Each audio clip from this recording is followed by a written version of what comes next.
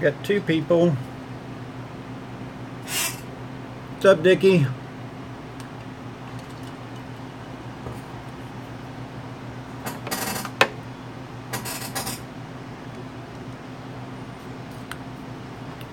How y'all doing tonight?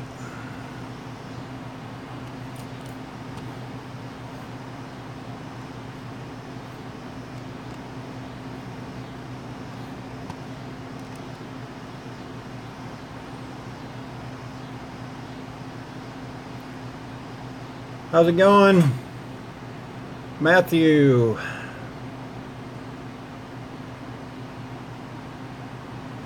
Not a whole lot. It's been hot here. I don't know about you guys, but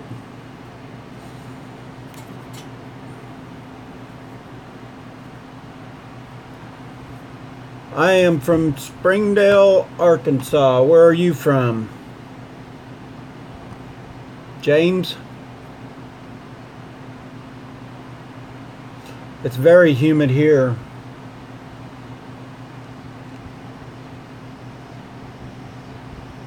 Go back to wearing my t-shirts under my shirts and things.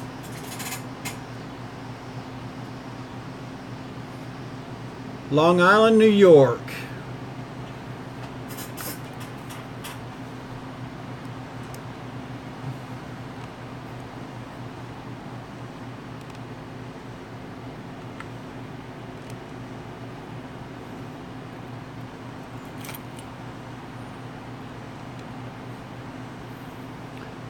Do you have a page? James? James?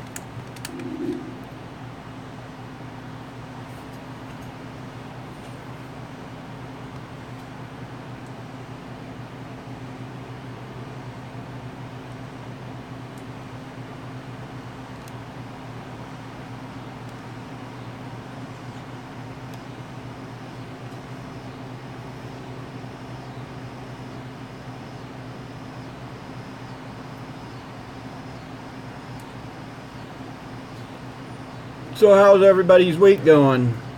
802 Diesel, how you doing? David, how's it going?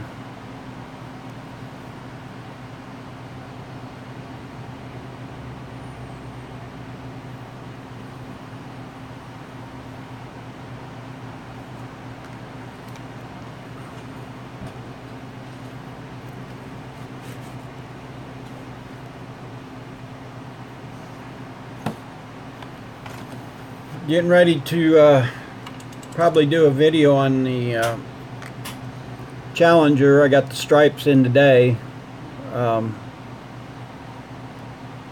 got to get with the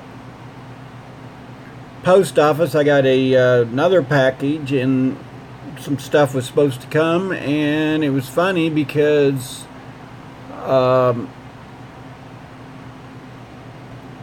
I went to open it and it had already been opened. Somebody had cut the package and all I got was just the package. So I got to get with the post office and find out where the stuff went. I'm doing good, David. Better than yesterday.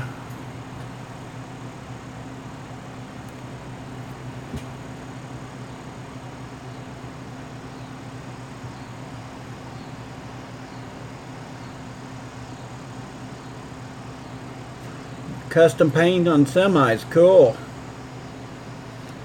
I'm not probably that good. I do, you know, a little bit here and there, but mine's mostly self-taught. But I can lay some paint down.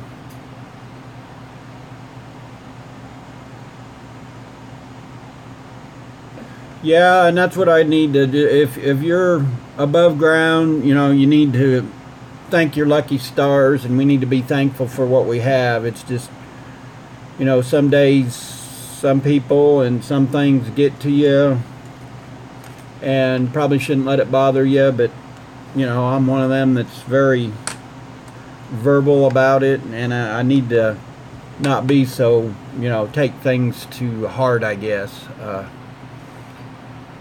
It just, I'm passionate about what I do, and you know, when I know I'm right, and you know, it's I have a very hard time dealing with, and I don't mean this in a bad way, but stupid people. It just goes over me bad. And you know, I call a spade, or whatever you want to call it.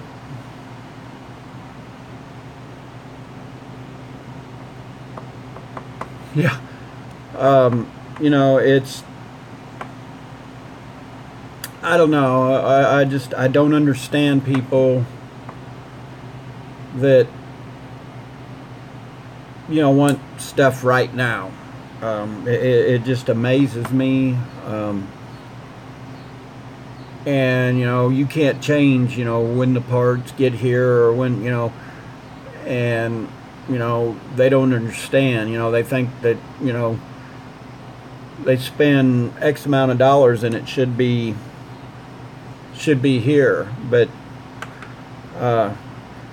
and I kind of found out today, what's up, H&H? I'm really not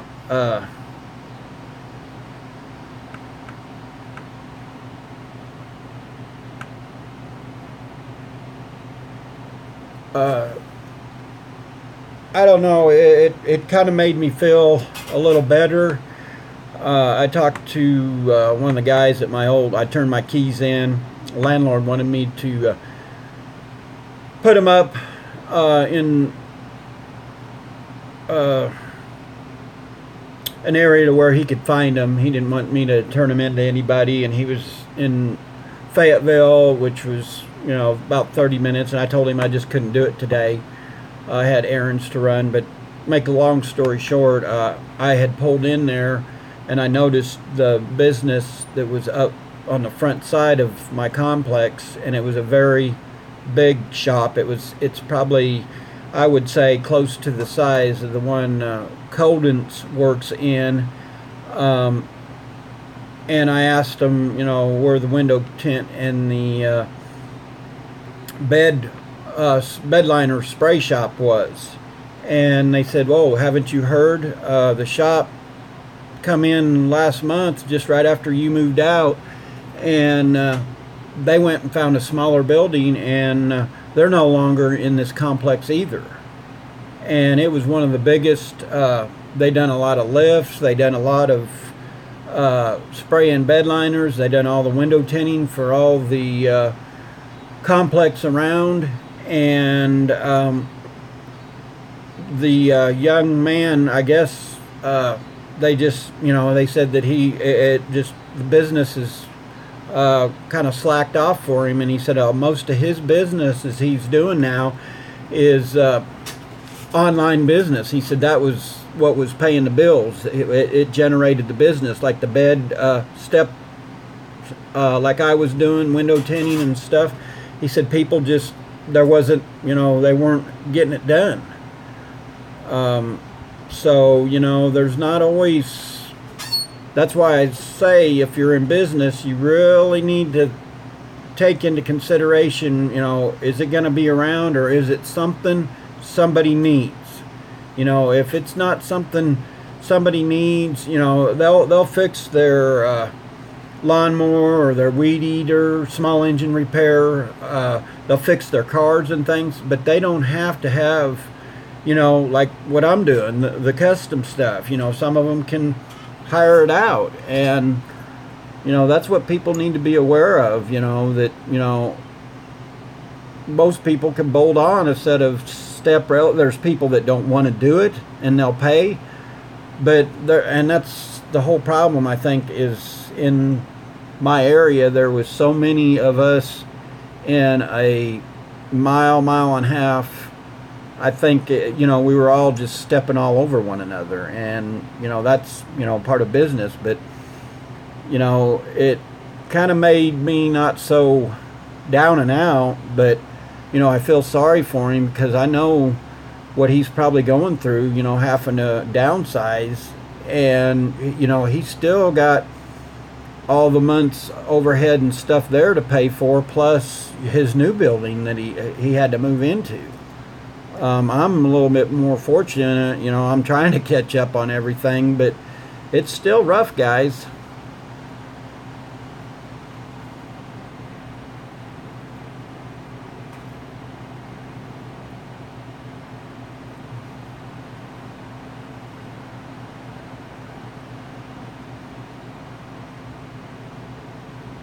Yeah, and that's the bad thing is this young man had going on. The window tint guy I had got doing mine for a while. They once you get the reputation, they had tore up a couple cars. And it probably wasn't their fault. It was just a lot of the places now want you to do it there, and I'm talking with a gentleman right now about that, to going to where I go to him and tint the windows because their insurance just don't want to take the chance of moving the vehicles off the lot because there's people out there that have tore up a new car for somebody, and they had to their insurance had to cover it, and that's what a lot of people don't understand. And a lot of people don't understand the overhead you have. Just because you have a bad month, that don't mean the lights and the gas and the insurance and the rent's not. It's all got to be met, no matter whether you're making any money or not. They still want their money, and that's what I try to stress to people.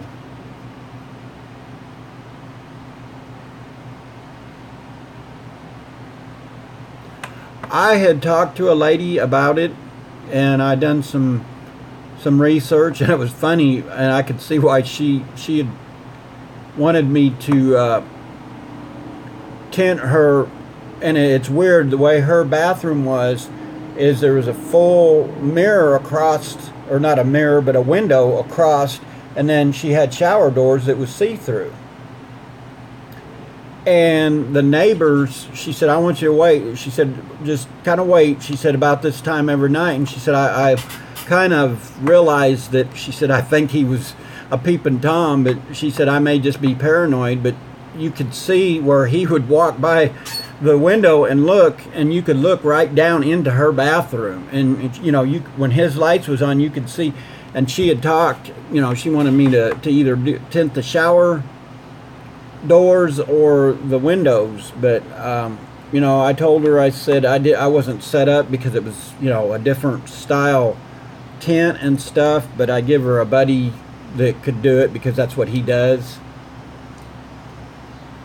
Yeah, he was definitely getting a free show, H&H, and she didn't realize. She said she'd been living there 6 months, and I said, yeah, but what's his wife think about it,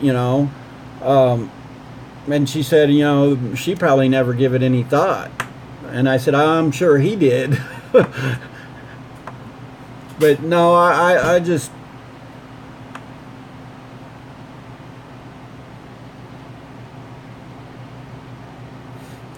Yeah, that's what I said. I said, well, if he was there, or vice versa, they were probably...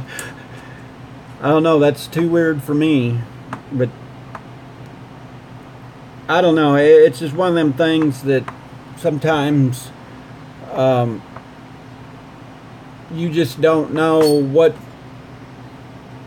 what to expect, and that's what, she'd give me her name and number and told me to get back. But like I said, I probably could have contracted my buddy to do it and then charged her a little extra, but I could tell, she was a young lady, that she was just getting started, and I figured I'd help her out. And I think he went out there and he didn't charge her a whole awful lot to do it, but it would have cost me more to get the film or the right film and stuff. I could have used car film, but that's it's not the right stuff to put on household windows, and a lot of people don't know that you can't.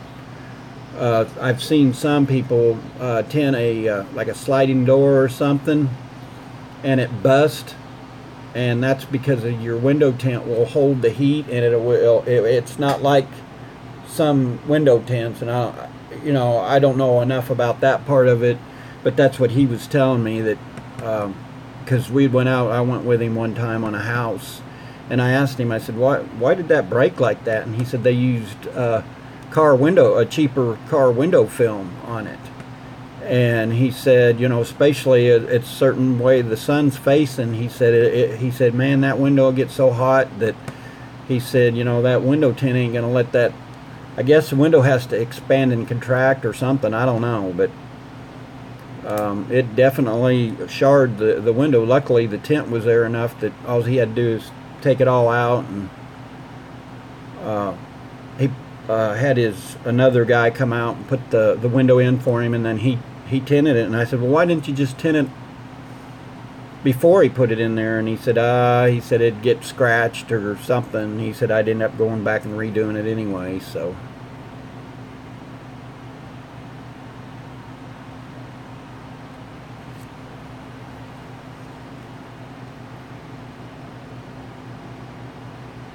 yeah, you might find out he may have been just blowing smoke. I don't know. I haven't researched it, but that's what he claimed, and he's tinting windows for several years. And I know he went to some kind of school, or so I'm sure that's where he learned that. I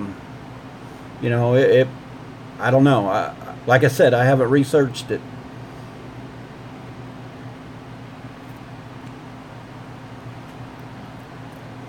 And that's what's funny, because I pick up, I've got different friends that do different, they have different businesses and things, and they all are saying right now things are a little slow and that. And I said, well, don't you suppose a lot of it, except my air conditioning buddy, he said his is.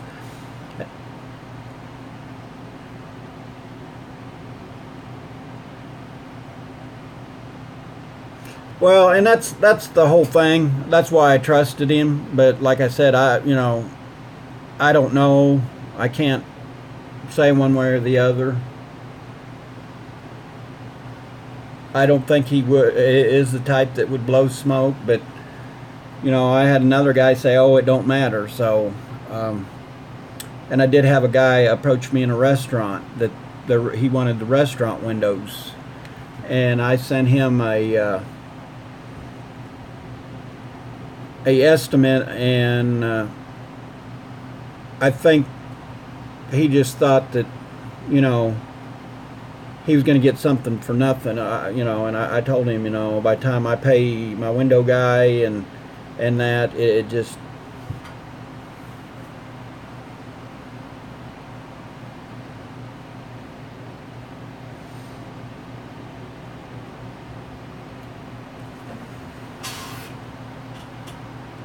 man, I am getting ate up. I was out there talking to my neighbor, and mosquitoes are eating me alive tonight.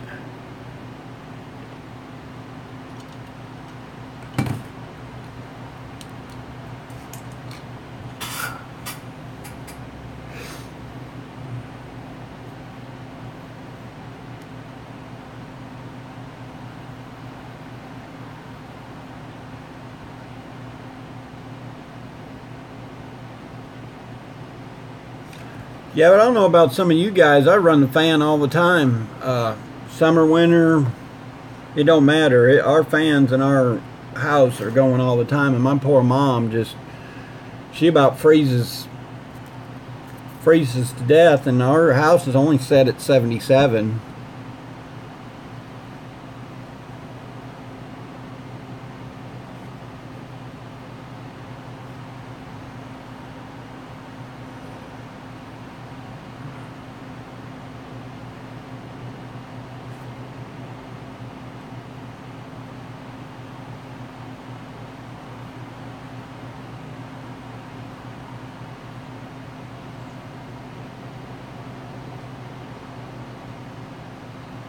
Yeah, that's the way we are. I'll run them year round, and I'm originally Iowa boy.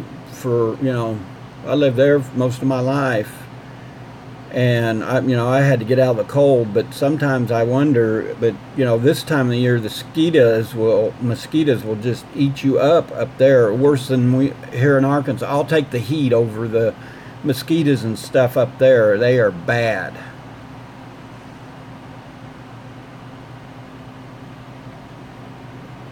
That's good, H&H. And I'd thought about getting back into a little bit of that on the side still. Doing small engine repair.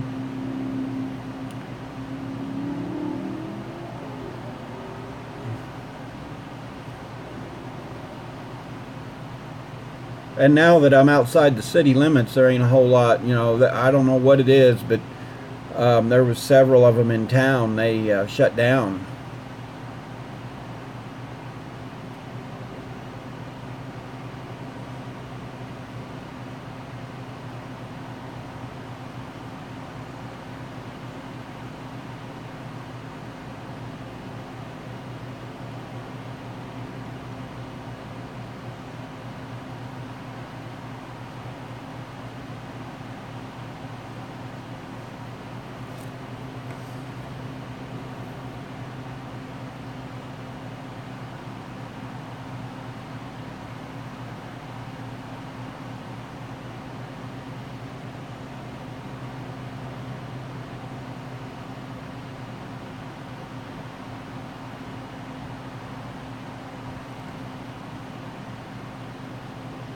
In green, I'm gonna have to check that out.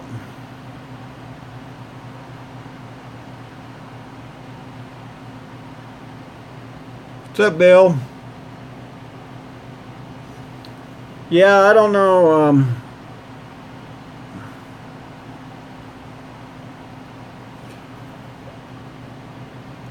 I've done some of that stuff. The ones that I don't care to work on, and I got a buddy that he don't mind, but that's weed eaters. I hate the little carburetors. I think that's because of my fat fingers.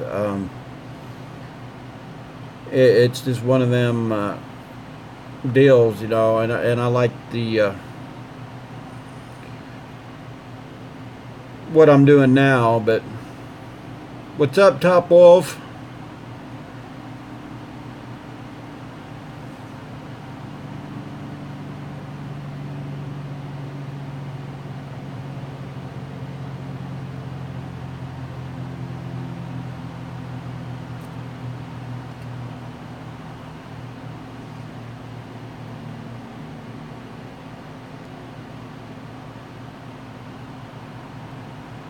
I was going to say, I bet my gear wrench guy could get it. I'm going to have to talk with him. Does it have a part number on it at all, or?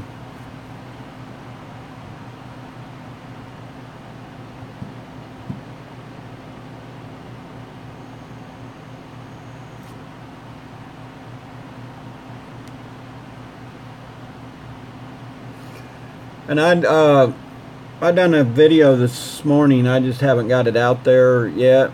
I'm still trying to add music and stuff for my logo and things to it, but I don't know. I have a hard time with it. I'm not computer savvy, but I'm trying to learn. What'd y'all think? If any of you watched my expanding the shop. What'd y'all think of of that? That was a one of them things. I went to put something in there one day and it was too big, and I just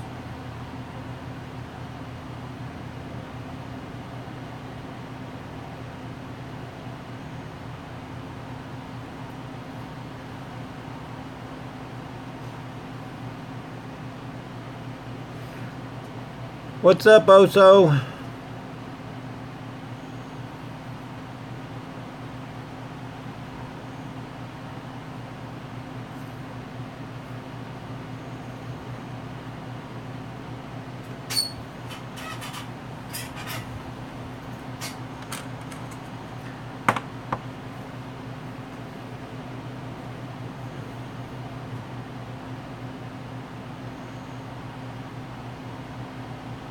That's fine, David. I understand. A lot of people don't, have a whole lot of time, or I don't, I have to go back and watch some of the other guys' videos and get caught up. And there's some that I have subscribed to, and I haven't even had a chance to watch their videos. But, I feel if they're a subscriber of mine, I'm going to try to be a subscriber of theirs. Hopefully I haven't missed anybody. And,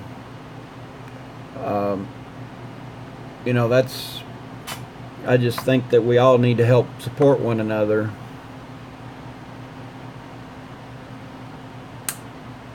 Yeah, I'm beginning to see that being a full-time job, and there's several of you. If I'm in them, I may be in there for a little while, but some of these late-nighter ones, and I know I pulled one, a late-nighter, but that one that was at 4 or 5 in the morning, I was, or 3 in the morning, whatever it was, and I know I don't sleep a lot, or I get on there, but I didn't realize how many people or how many night owls there actually is out there.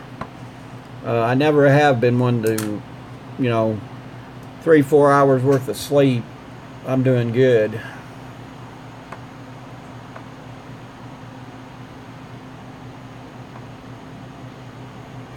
Yeah, it's hard, and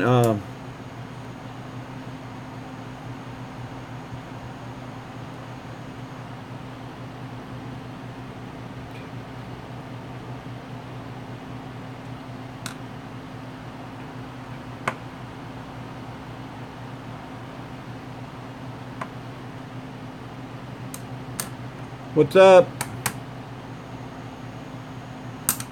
Trying to keep up with everybody here. If I miss you, I'm sorry.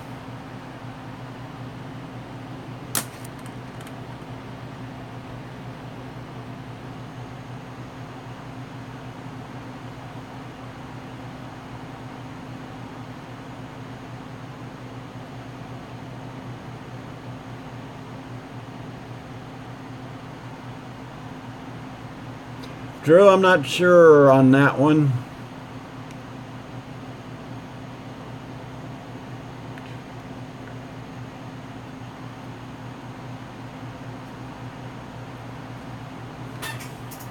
Hold on one second. I'm going to shut this window.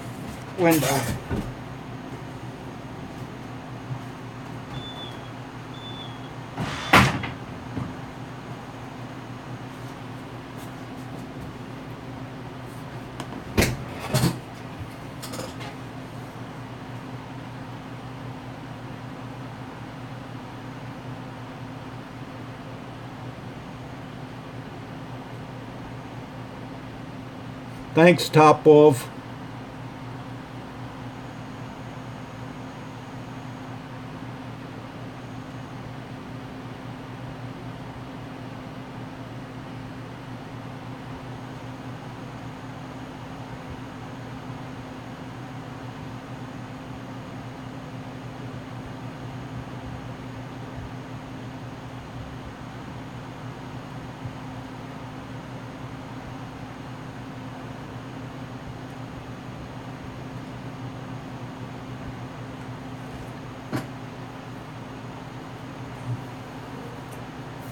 Yeah, and it's a little harder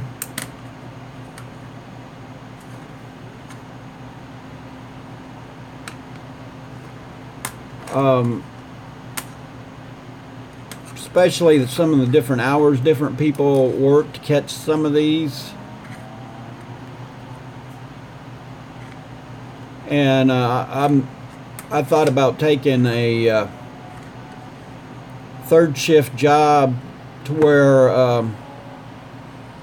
and I know the personnel manager, and he told me that I could, it would start out on Sunday.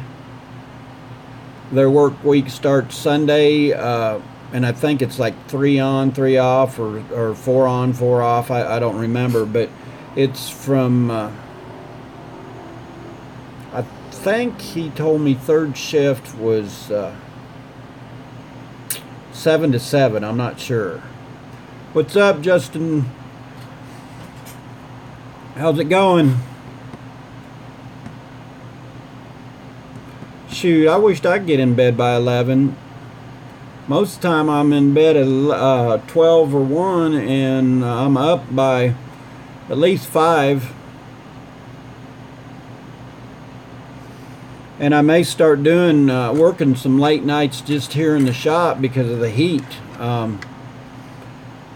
And I don't know if any of you guys, that I may do a video on it, but with that swamp cooler and with my I bought a door thing that zips around the garage door, and it lets it's just like a screen door, and it works really good. I was getting swarmed by June bugs, and I'd have to take a yeah, I know it's hot as heck here too, but it help keeps out, I mean, it won't keep out all the bugs, but I've got 3 doors in the shop, and if I keep the fans going with the swamp cooler and that, it stays pretty nice in here at night. And I think I could get a lot more done, a lot less distractions. There's not a whole lot of live feeds at that time either, to where I have to sneak in and see. But like I said, on that other job, I thought about doing it from 7 to 7, and then from 7 to maybe noon, work on something, and then get back up, and depending on what my days off was, just go back to that. I haven't lost all of the my industrial maintenance knowledge that I have, and I ought to put it to use.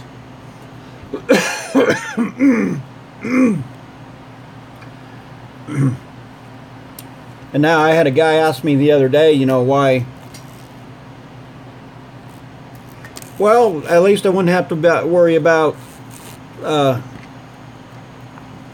other things. It's just right now,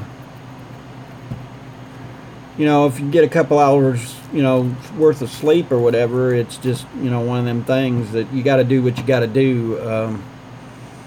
That's, at the point I'm at right now. And I'm going to kill this June bug.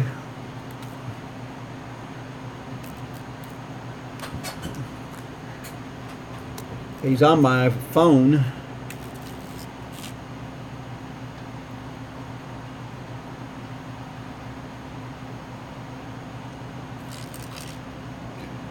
It's funny. Sometimes, and I know a lot of people don't understand. When you own your own business, you got to do a lot of sacrificing. For a lot of different reasons, and it's. I'm not going to give up on it.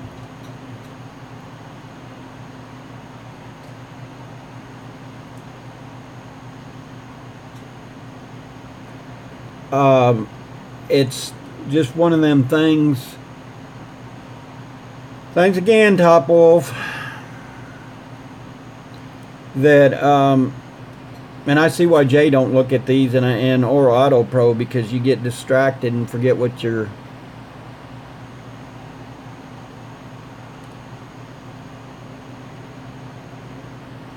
you know, it's just one of them things when you're self-employed and that, and if you want it to work or whatever, you're going to do whatever it takes. You know, I've got blood, sweat, and tears into the, you know, the business, and you know, I spent a lot of money to get the name, and you know, people don't understand what. Thank you again, H&H. People don't understand when you own your own business. You know, there's a lot of people that, you know, they sacrifice a lot. And, you know, for somebody to walk up to somebody and say, oh, well, you know, that you're in small business, or, excuse me, in business, and for somebody to tell you that you've got it made, you know what? I'm here to tell you that them people don't realize what that person's went through to get that business. You know, mine's a fresh business, but somebody that's been in business for 5 to 10 years or longer, they've got the grit because, you know, they've actually made it. And that's right, David. They have no clue whatsoever. You know, and I had a guy tell me that, you know, he has a business and he's done it for several years, but it's on the side. And he says, well, I don't pay taxes. You know, I don't, you know, I'm so, you know, I mow a lot of yards and things, you know, also on the side. And I said, yeah, but, you know, are you covered on insurance? You know, what happens you tear somebody's car up or something? Well, I don't need insurance. My homeowners will cover that. I said, well, you better check on that and come back and tell me that. Again, you know, and he's doing other things. You know, he's a jack of all trades, which there's nothing wrong with that. But he's, you know, he's an electrician by trade, and he's doing it on the side. And, you know, if he burns somebody's house down, you don't think that guy is going to come back? And he's not going to, you know, have any repercussions about it. And, you know, and that's what I told him. I said, you're leaving yourself wide open, you know. And yeah, it's nice that you can do that, but, you know, somewhere along the line it's going to catch up with you. And, you know, I don't know, it's just, and that's what I don't understand with people that, you know, the business guy gets the short end of the stick, in my opinion. You know, it's just like, I was telling him, you know, I have to pay, and I've heard Jay say this a couple times, you know, for my office furniture, my computer and stuff. You know, I'm a businessman. I bought that outright. I pay taxes on it, but yet I got to pay taxes on it again. You know, for the school, and I have nothing wrong with that. It's going for a good. It's just the fact of the matter is, they run enough small businesses out, or they run the small business guy, and I'm talking even the farmers and things. You know, we're what made this country strong, and you know, there's not enough breaks, in my opinion, for the business guy. Yeah, H&H, you know exactly. And, you know, they don't care that, you know, you're having a bad month, but, you know, you better be prepared to pay them taxes on time. And it just gets me, you know, I've got a chair I paid $2 for, and they're going to tax me on it.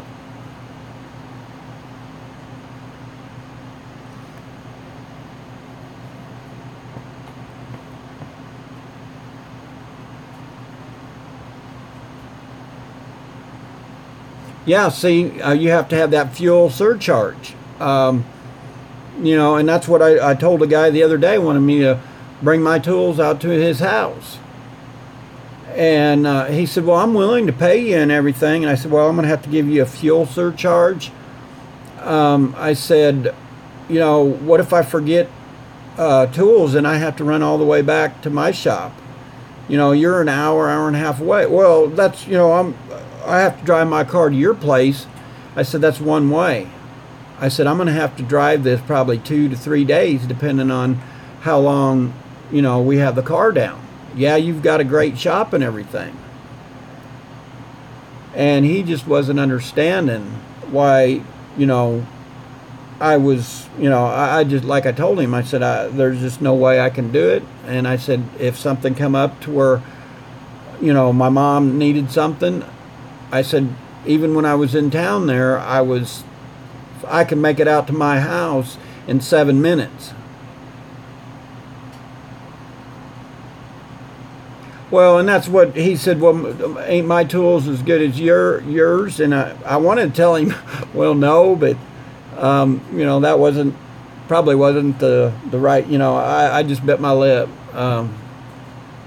and I just wouldn't feel right of using somebody else's tools. And like I told him, I said it's going to have to be drilled. It's going to have to be tapped. I've got the right tap and stuff. I says, you know, I've got left-handed drill bits. I got right-handed. You know, if that fastener is, you know, gets stuck in there or whatever, I said, you know, and where I knew I had him, I said, well, do you have anti-seize or Loctite?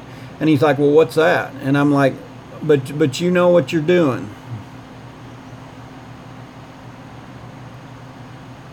It was on the Lambo doors. He wanted to have me do it at his place. He's got a lot of money, in which I have no problem with, but you know, it was just the fact that he wanted, you know, me to take everything out there, and I didn't know what all I needed. You know, I guess I could figure up everything I needed, but you know, if I have to cut something, a grinder or something, I've got a lot of specialty tools that people don't see. You know, I don't show all my specialty tools, and that's one thing that aggravates me. If I don't, that's why my box, I have the tools I have in my box, because I know what it takes to do most jobs.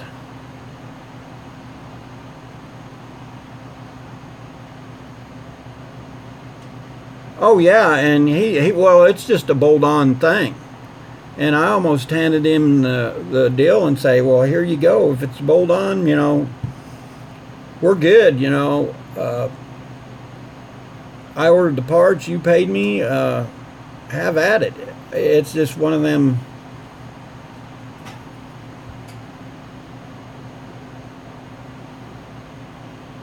Yeah, and I guess I probably shouldn't refuse. You know, there was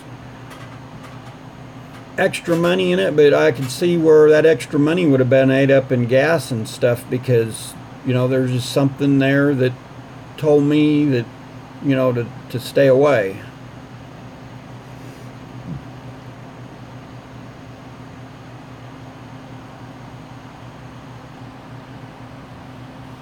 Yeah, you can write a lot of things off. But it's still, I think that, you know, they don't give us enough of a break. You know, the small business guy is, you know, we pay for everything. And, you know, they should give us more. You know, I know some of the stuff can be wrote off and that, but I don't know. Don't get me started on it. I just feel that sometimes we get the short end of the stick, and you know, people don't understand the 20th of every month, you know, we got to pay our sales tax and things like that, and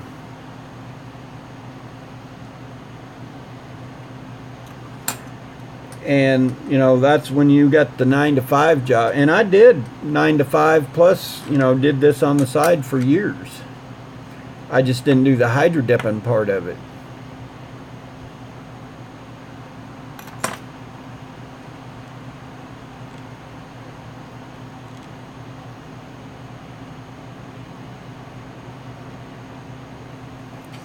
I agree with you, Jeff. It's just,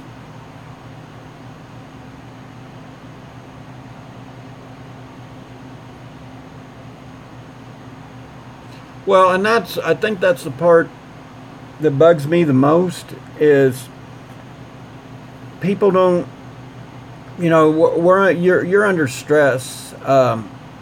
And I don't know if you have any kids or anything. I don't, but like taking care of mom, I got to run her into town for her doctor's appointments. With her being older, she has, the eye appointments. There's a lot of them here lately, and it takes from your business. Not only that, but people with kids, you work 12 hours and you're working on a project for somebody. They don't care that your kids have a ball game at 3 o'clock or at 2, whatever, and you maybe have to drive 100 miles. That guy's just more worried about getting that truck or that car to go show his buddies. And so you stay late or whatever to get it. And I've seen a lot, and my dad had to do it, if I went and played, when I played Little League football. He have to miss the games and things because he had his own television business, and it was, feast or famine. And, if you own your own business and that, I think everybody should have to do it to where they understand what the small business or even a business that's, most businesses started out small. And I think it's up to you to what you make of it. And I don't begrudge anybody that's done that, but I think everybody should have to go through the trials and tribulations of owning their own business and having to deal with the public and having to deal with different attitudes of people and the people that want it right now or things like that. And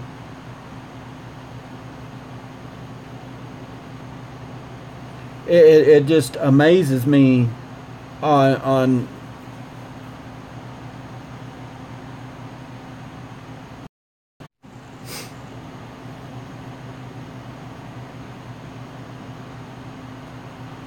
sorry guys, I don't know what, my live stream went off for a minute, but we all live week to week, and that's the point that I'm at. I'm trying to catch up on bills and things, and there's some things that's not going to get paid this month.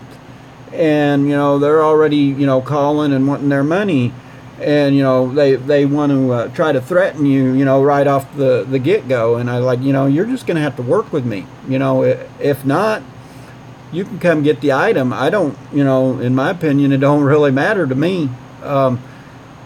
It's just one of them deals that we have a tendency of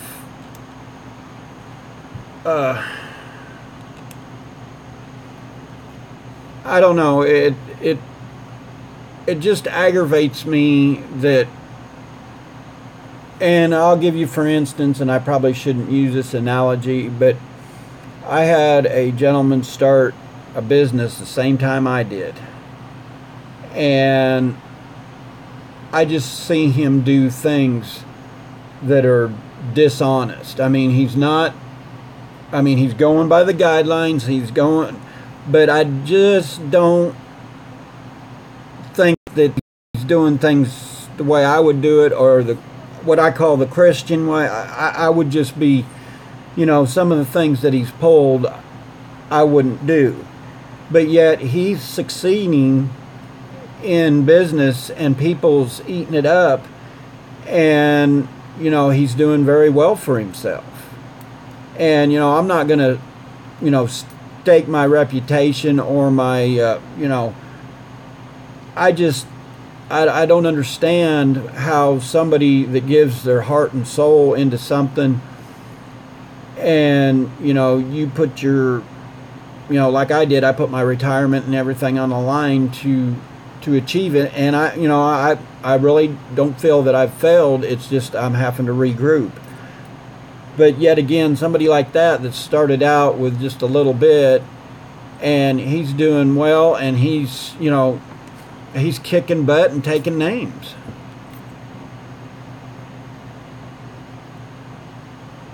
Yeah, and that's that's what's gotten me in trouble in the past, because I've called bosses out and things, and sometimes,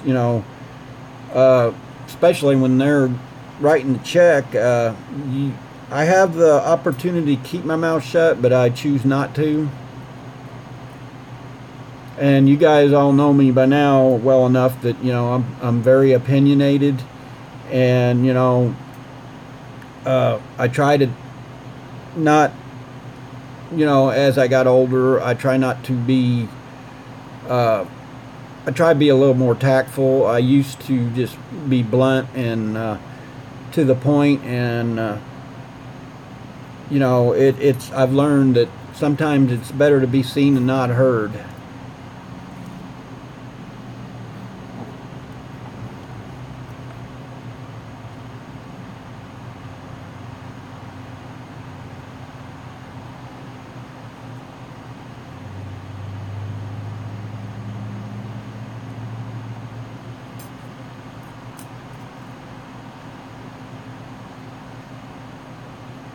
And that's, a lot of people don't understand how,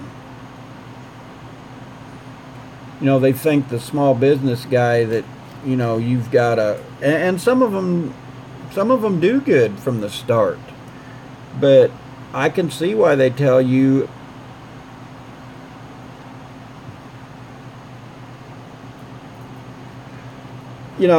and it's not for everybody. And I've got too much invested really to walk away from it. Like I said, I've got a wife that's kind of been a blessing, and I and her both used our retirement and stuff. So excuse me, I don't really have anything to fall back on. I've give everything, blood, sweat, tears, and I even mean tears, because there's sometimes I'm down on my knees asking God, why me? Why am I not more successful? And I think success is what you make of it, and maybe in there. And if you don't, if it's handed to you, you may not. What do I want to say? You may not. I guess if it was handed to you, you would piss it away. Basically, is what I'm trying to say. Are you still there, guys? I'm trying to regroup here. I don't know why we're getting a bad connection. I don't know. It just. And there's some days that I kind of wish that maybe it I stayed turning wrenches. I may have been a supervisor or superintendent, and I had a superintendent, maintenance superintendent job that I probably should have took, but it was one of them things. I'd started my business, and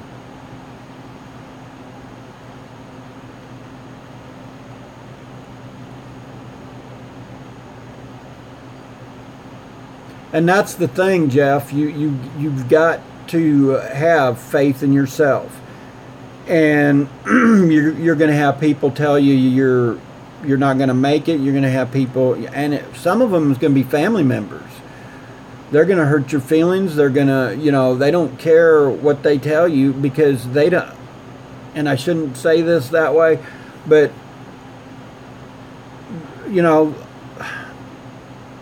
I don't know.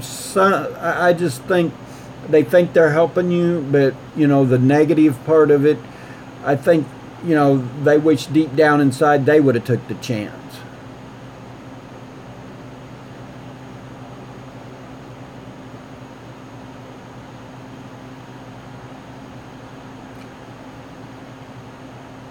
Yeah, and that's the thing, and that's what I told you guys the other day.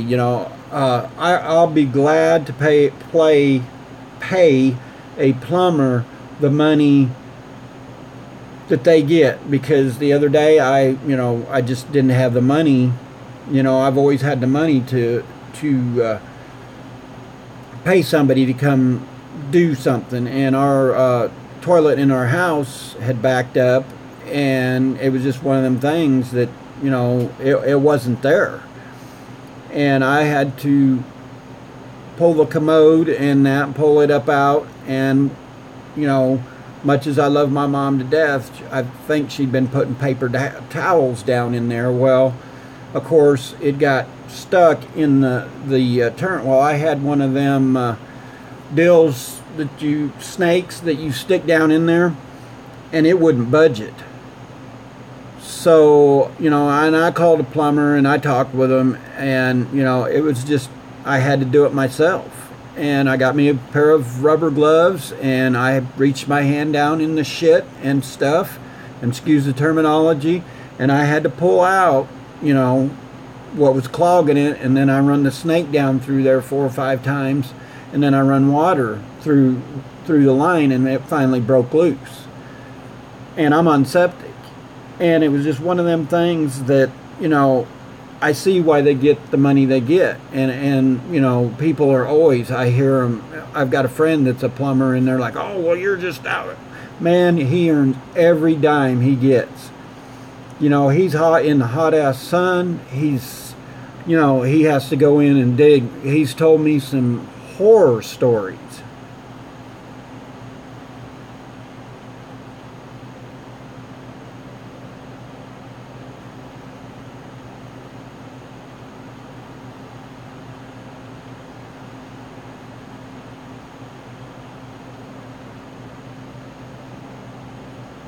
Yeah, but like I said, pulling the commode off and having to do that, and, you know, it's just one of them things. It's just, you know, and I guess that's where I became the jack of all trades, you know, because I had to do it when I worked in industrial maintenance. You know, there wasn't a commode or things that we didn't, you know, and that's where it got to the point where they had a separate group finally. Maintenance didn't have to go do it anymore, because we were working around a lot of baby wipes and things, the factory that I worked at, and for you to go pull a commode and that and get a call, and yeah, you wash your hands and things, and I stress this a lot, you know, we walked through that. We had it on our shoes. We had it on our uniforms, you know, and you're worried about a line running, and I'm going over there, you know, working on the line or whatever. That's cross-contamination, in my opinion, and you're worried about where you're, you know, if that, you know, baby wipe has, yeah, it's a baby wipe, but it's still, you know, it's got to be sanitary.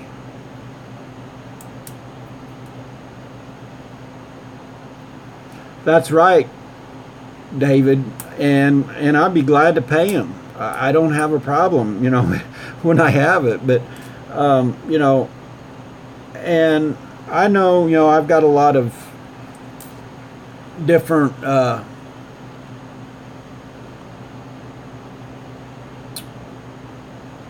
certificates and things of, you know, I've got a background in hydraulics. I got a background in pneumatics. I've took some electrical classes. I have refrigeration. You know, the list goes on and on of different things in school that I've went through and took over the years. And, you know, when I started out as I hated school, and I don't know, when I started taking the courses and things that this company had offered, it seemed like it was a blessing. And I pretty much could write my own, you know, when I wrote my resume in that, I pretty much could write my own ticket, because, you know, I had all that background. And that's one thing that, you know, I was one of the fortunate ones. There was several older gentlemen that they just pushed out the door that didn't have that. And I had one guy come to me and he said, man, I don't know what I'm going to do. And, you know, he's surviving. He's doing well for himself. But like he said, he wished that, you know, he would have took the initiative to do it. And then I had another gentleman come to me and ask me, which, you know, kind of made me feel good, because he said, well, I know you have dyslexia. And he said, Russ, I can't read. And, you know, it like to, because I knew he was a lead man, just like I was. But he said, that's why I'm fighting. He said, I'm a slow reader. And I told him, I said, there's nothing wrong with that. You know, I said, you know, I may read like an 8th grader. I don't know. You know, it's just, but I said, don't be afraid to learn. If somebody's willing to help you and work with you, and I said, if you want me to, I'll go with the teacher with you, and I'll help you through. I said, I struggled, but it's going to take you longer. But I said, do not take these classes, because I said, you've seen what they've done to the guys that are refusing to take the classes. They're going to get rid of you. And I said, you've got almost 30 years here, and I hate to see them, you know, they'll run you out of here. And he started doing the classes and things, and he struggled. He had a hard time. But, you know, that was one thing that he told me later on. He had said, you know, he said, I give you credit for being, you know, having the guts in that and jumping out there and to own your own business. He said, you know, he said, it's like you're not afraid to do it. He said, I wished I had that kind of confidence. And I said, you know, you make enough money. I said, there's people out there that can take care of your books. There's people out there that, you know, you just got to keep an eye on them. You got to have a little bit of business sense. But I said, you're sharp. I said, I've seen you when you bring the brush hogs and stuff for your tractors. I said, you're sharp on that. I said, if I had, you know, to where I could open a small repair shop like that, I said, you know, I would hire you in a minute. Because I said, you know, you know stuff that and to take bearings out and things, he made it look so easy. You know, he'd walk over to the press, he'd say, well, we'll use this, and he'd know what kind of collet, what kind of, you know, it just come natural. And that's what I didn't understand, because he didn't have that good of an education. But he could walk over to a pair of old school, you give him a digital one and he was lost. But you give him an pair of old school calipers, and he was sharp. Math. That man, you know, he was just, but that was the school of hard knocks. It was stuff he had to do. If our machinist wasn't there, I'd go grab him, and I and him would go over to the lathe, and that's how I learned a lot on the lathe. He taught me a lot. He'd go over to a drill mill, and, you know, and that's what I told him. I said, you've got talents that, you know, yeah, you may not be able to read or write, but I said, you know, where's all this other? I said, this is a God-given talent, and I said, you're not giving yourself credit. And I think that's what we do in life. We don't give ourselves or each other credit, and that's why I like everybody on the YouTube community, because we've all been down that road. We all know, you know, I think we've had the school of hard knocks, and, you know, it's just one of them deals that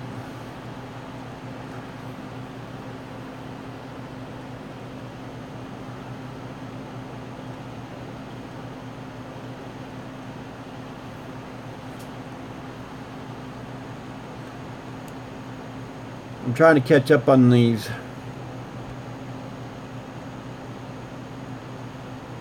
And Jeff, I'll be the first to tell you, you know, I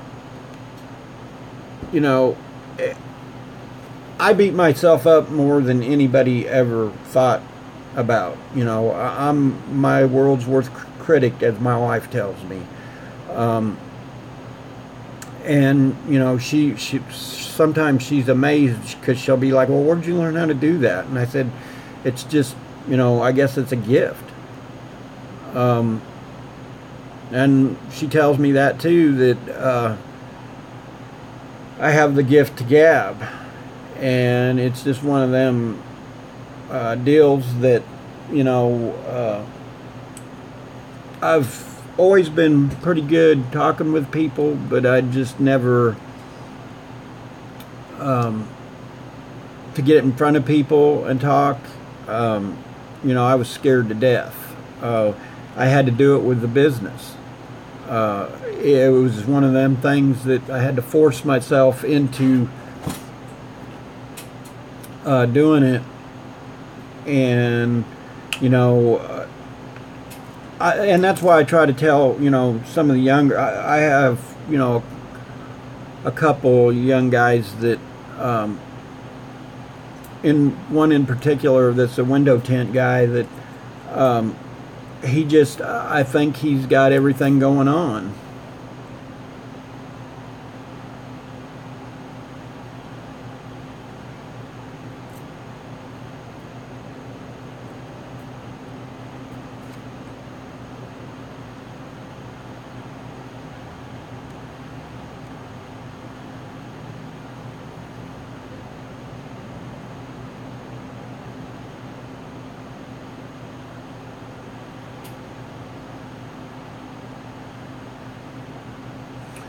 She will not do the paperwork, and I'm not gonna force her. It's just she don't understand, or she don't like that part of it. She does like the hydro dipping. It was funny. I had a friend that went to school with me. We went up to Nixon, Missouri, spent 3 days up there, and we come back that week, and she said, well, I want to give it a try. I explained it to her. I showed her how it went in the water. I prepped everything and painted it. And her first dip, and I have it around here somewhere. I wished I could find it. I'd show you guys. It was one of the best dips I've ever seen. And all I did was, you know, tell her, and she enjoys it.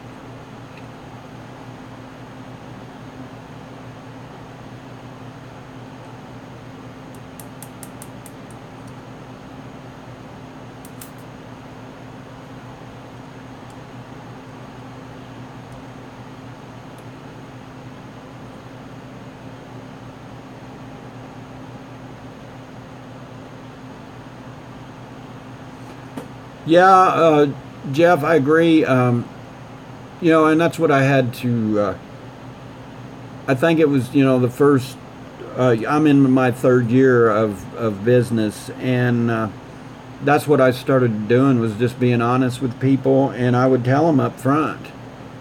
And, you know, when you'd get that customer that would try to tell you, no, I want it this time, I would started telling them, I was like, okay, well, you know, I know you're the customer and you're always right, but I said, it's going to cost you. I said, this gentleman's job is this much. This gentleman's job is this much. You know, I don't normally put you ahead of anybody, but if you'll go ahead and pay for them too, I said, I'm going to give them a break because they're going to have to wait now. And if you'll cover part of their cost, I don't have a problem doing your job. And once I started putting it that way and was a little bit tactful and you know, I didn't get angry at them or anything, and they understood, he's like, well, you know, now I can kind of see where you're coming from. You know, you don't want to make them mad either. And I said, well, and that's what I was trying to get across, but I guess I put it in a simpler terms or something. He's seen the dollar signs. I don't know.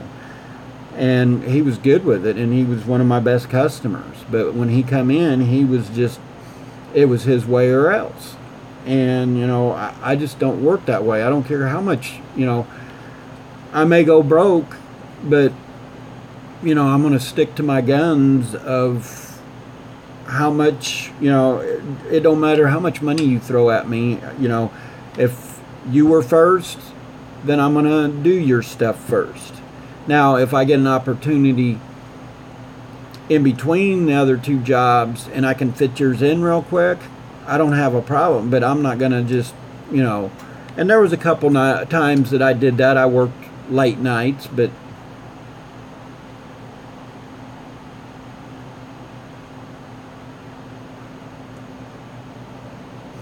well, and at least you've got somebody that's willing to help you. That's the main thing. People don't. If you've got a spouse or something that is willing to, what I say, go above and beyond, that's, you know, that means more to me than anything. And she's stuck through me, you know, thick and thin. We've been down this road once before on another little venture that I tried, and, you know, that one didn't work out. It was just one of them things that, and it cost us a lot. And, you know, I guess that's why I was a little upset the other day. You know, some things didn't work the way I thought they should, or the way I felt they should go. And I seen, you know, I just put it that, you know, I felt like I was drowning. And, you know, when you get that anxiety that, you know, it just, and, you know, I and her kind of talked about it the other night, and she's like, you know, we got through that, you know, we can get through anything. And she said, you know, we'll just do what we got to do. And she said, you know, if we got to go that route again, then so be it. You know, you learn by your mistakes. And I know that they said Colonel Sanders started over 3 or 4 or 5 times. I don't know, but it's just, if you got family members and things, or you own your own business, you've earned every stinking penny of it. And, you know, you've hung in there when times are tough. And, you know, people don't understand, you know, there's sometimes, you know, you got to decide, well, am I going to eat, or am I going to pay the electric bill, or am I going to eat ramen noodles for a month?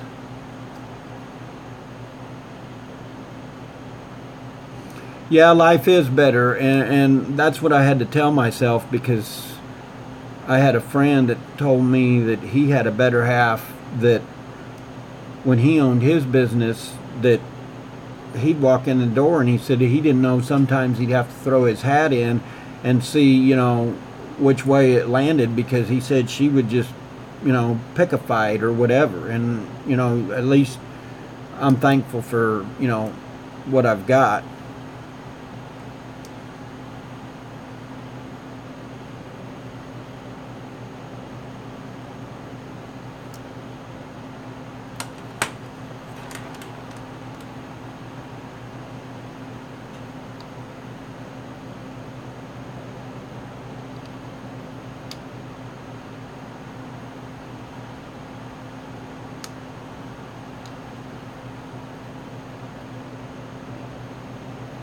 Are you talking about the long swivel sockets, Chris? I thought I answered you, but I may not have.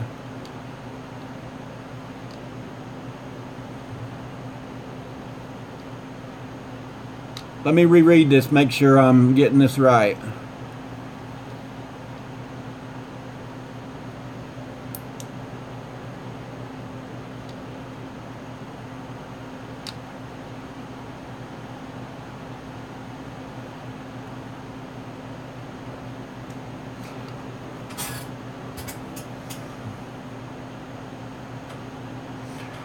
Yeah, them I got a gear wrench. I got them off the gear wrench truck, and I think I'll go look here in a minute. I'm wanting to say I think they're Monster. I'm not sure. Let me go look.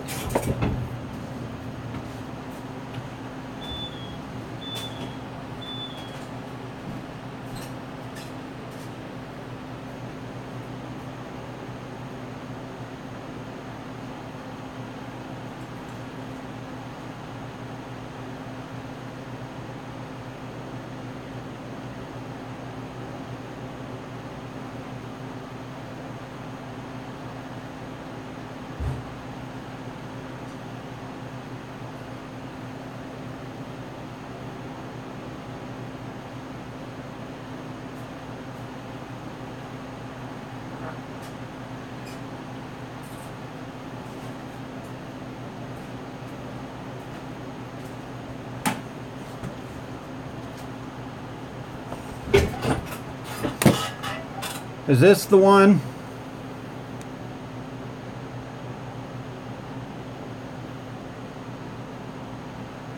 And you can put a, it comes with a T-handle, and these are good for four-wheelers and things. And yes, they are the bomb.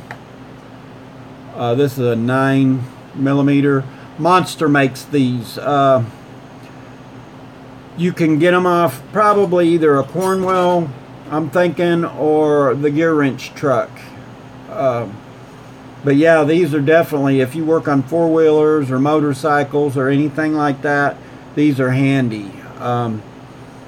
You could put the T-handle in it, and it'll let you get down in there. And I wished I'd had these several years ago when we were tearing into four-wheelers and things. When I was into that, it would have made life so much easier. But I took a bunch of old sockets and stuff and made my own T-handles because I wasn't going to pay. I wished I would have done that, because I'm starting to work on more and more.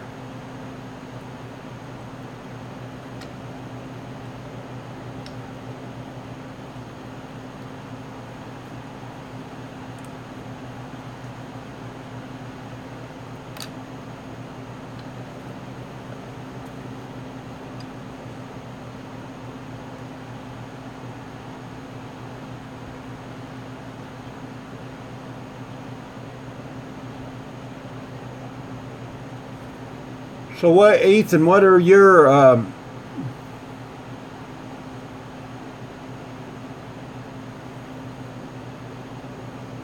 I'll have to get in there and see some of your videos and stuff.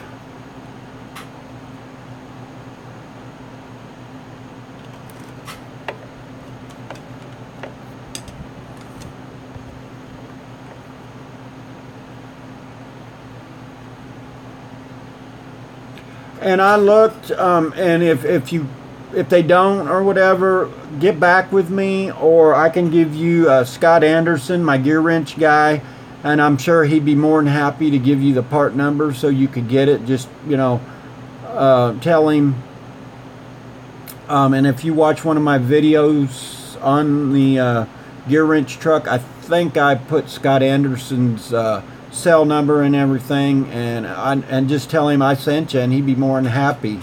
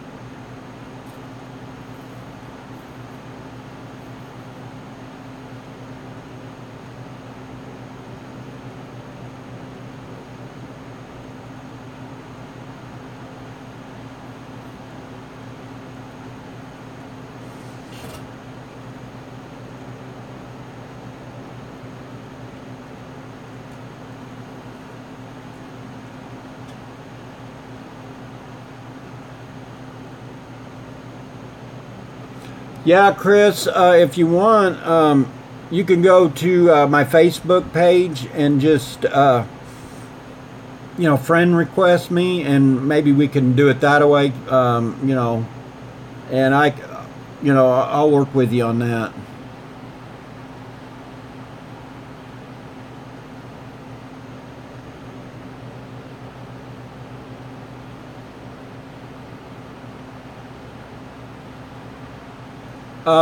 If you want, just go to Motorhead RJN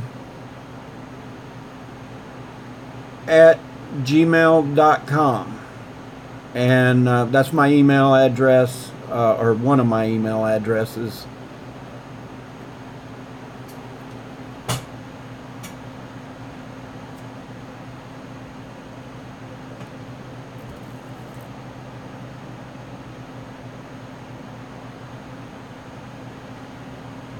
Yeah, I have that problem too, Chris. I messed mine up, and I did that the other day in one of Jay's. That I screwed it up. I'm not a very good, and sometimes I come across saying things that I didn't mean it that way, and I've learned to just maybe keep my mouth shut.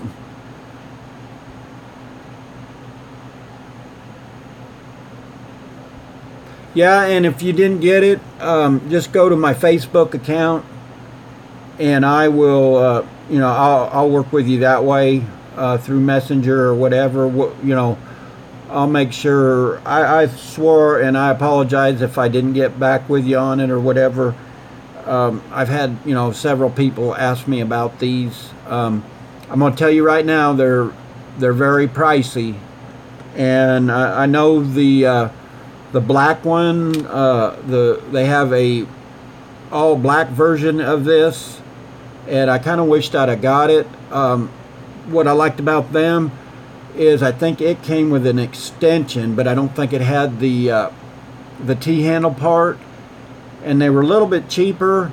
But what I like about these, I've got a real long extension, and for transmissions, I don't know if any of you all have ever taken a transmission out of a one of the newer, or I should say one of the older Chevy S10 Blazers. You got to jack the cab up, and there's one bolt on the very top that you're going to fight unless you have a long extension.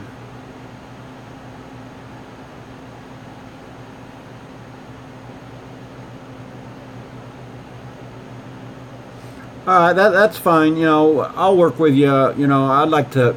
I know these definitely for what you're going into. They're most definitely going to help you out. Like I said, I've tore plenty of four-wheelers down, and I used to have a race four-wheeler, 400EX, that had the big bore kit that we done and everything, and it was enough. It'd scare. It scared me a few times. But that's another story.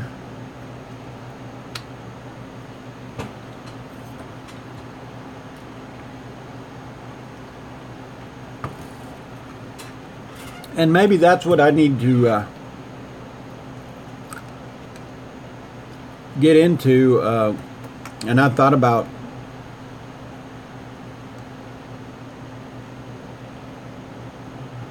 I moved in the shop.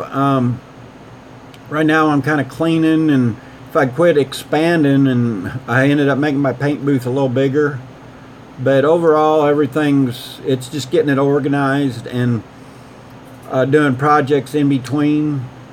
I like that I can come out here, take care of what I need to, if I'm waiting on parts, or if I want something to eat, I can run in the house, grab me a sandwich, and come back out, and I can sit here and eat it and do what I have to do, and then I'll go work on something. Or if I get bored with that, I can go mow the yard. It used to be I had set days I'd mow the yard and weed eat and that, and all through the week I just maybe do it in the morning real quick, and then come in here. And of course, my neighbors probably don't appreciate it at 7 o'clock in the morning, me out there weed eating, but like I told the one neighbor, you burn in daylight if you.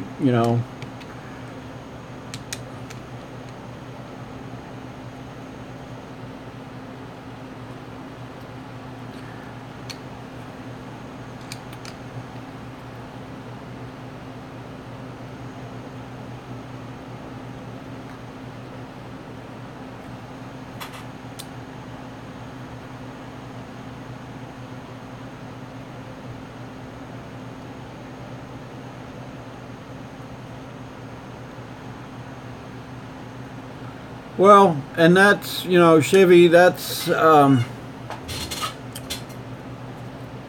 was, it kind of,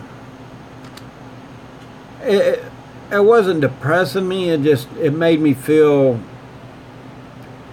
I don't know, it took me a lot to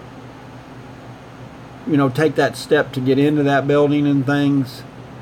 And I was, I know it wasn't the ideal place, but it was just one of them things. And I had to commute, but it was, maybe 7-10 minutes, sometimes 15 if there was an accident or whatever and traffic started getting more and more. But today I kind of had to take a breath and say, hey,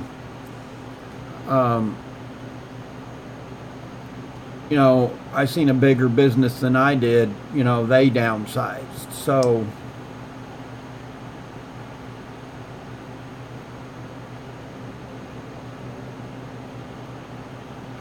what do you mean, Phil D12?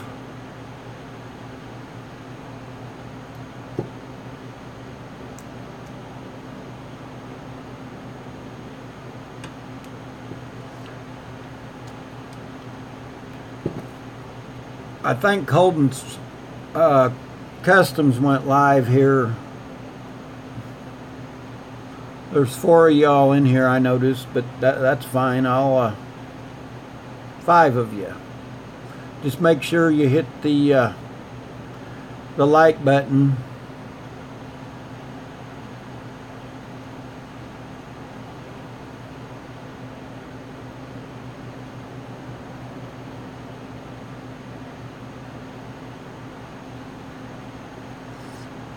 I appreciate you stopping by.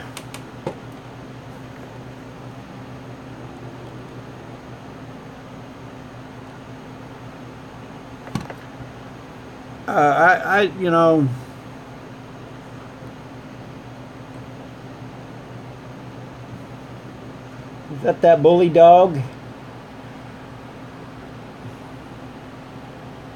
What's up, Jay Young?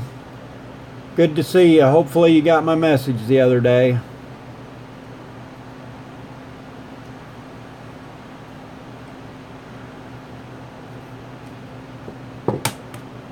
I was having one of them days and I apologize.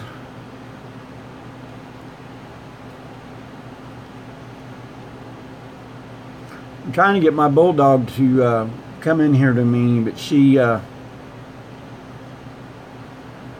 for some reason she don't like coming into the shop, which sometimes I think that's a good thing, but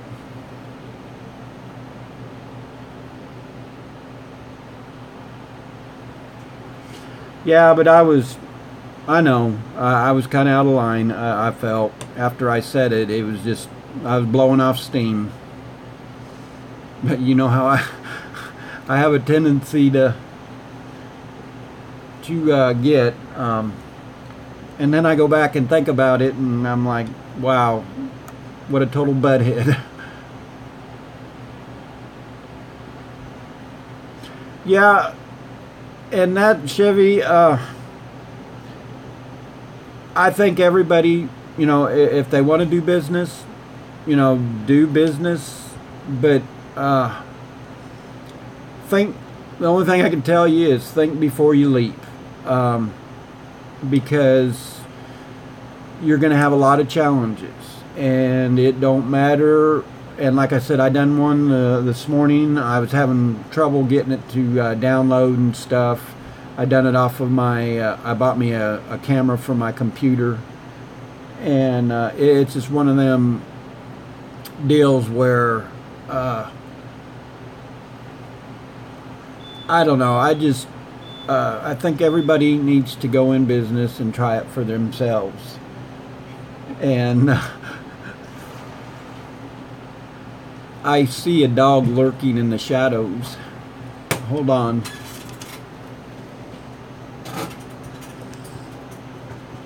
This is Roxy, and this is Mrs. Tell everybody hi. She's shy. This is my baby. She keeps me sane, and she don't like camera much, but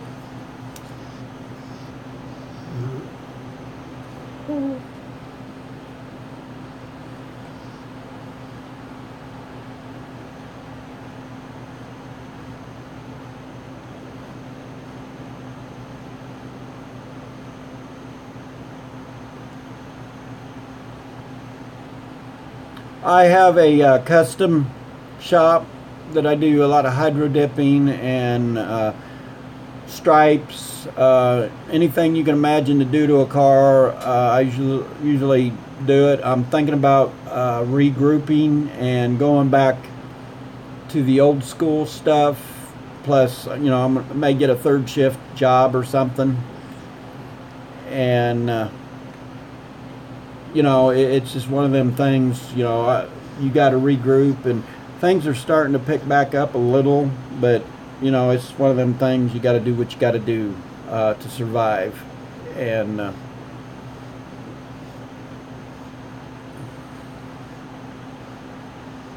yes, I am a Mopar man.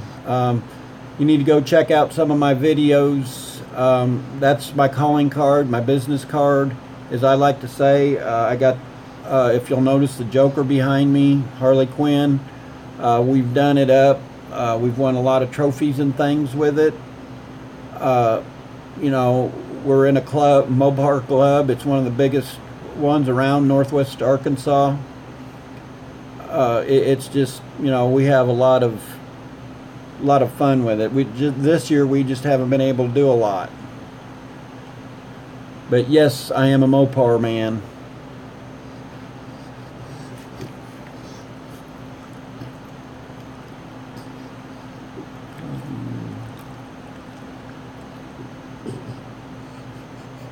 Yes, I'm on the Chamber of Commerce. I also am a member of the Better Business Bureau. My first year in business, they don't give it to just anybody.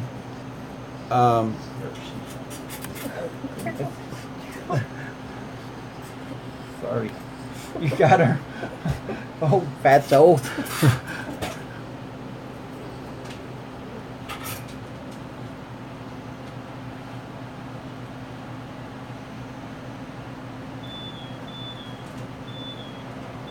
Yeah, once again, I'm a member of the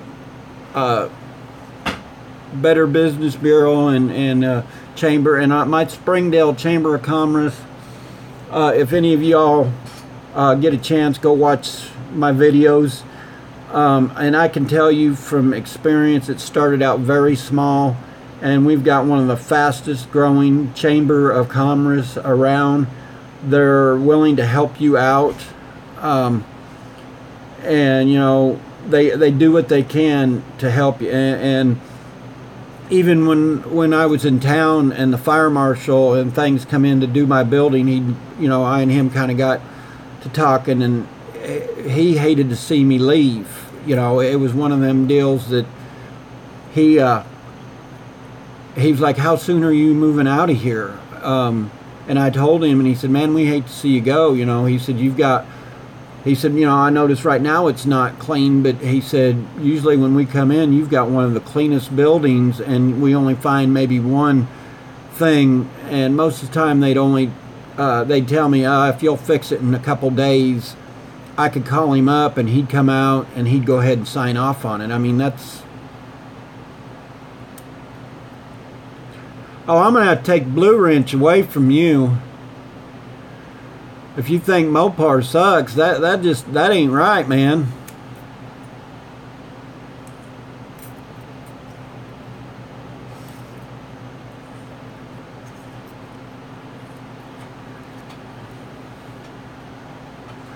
Yeah, but I don't know if you've ever been around any Mopar people. We just, oh man, I may have to put you in timeout for that one.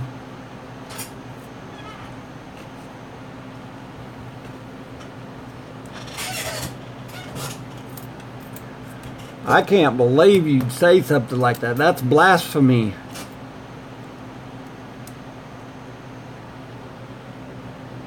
Yeah, I'm a Chevy guy. It don't matter. I've had them all. You know, there's good in them all. My wife had a Thunderbird that she dearly loved, and a older gentleman hit her from behind about 55 miles an hour and shoved the trunk into the back seat. And it was one of them deals that, you know, you hated to see the car go, and it was low miles car, but that car we never put any, you know, And same way with, you know, I've owned 2 or 3 Chevy trucks. I've owned just about anything and everything that with 4 wheels.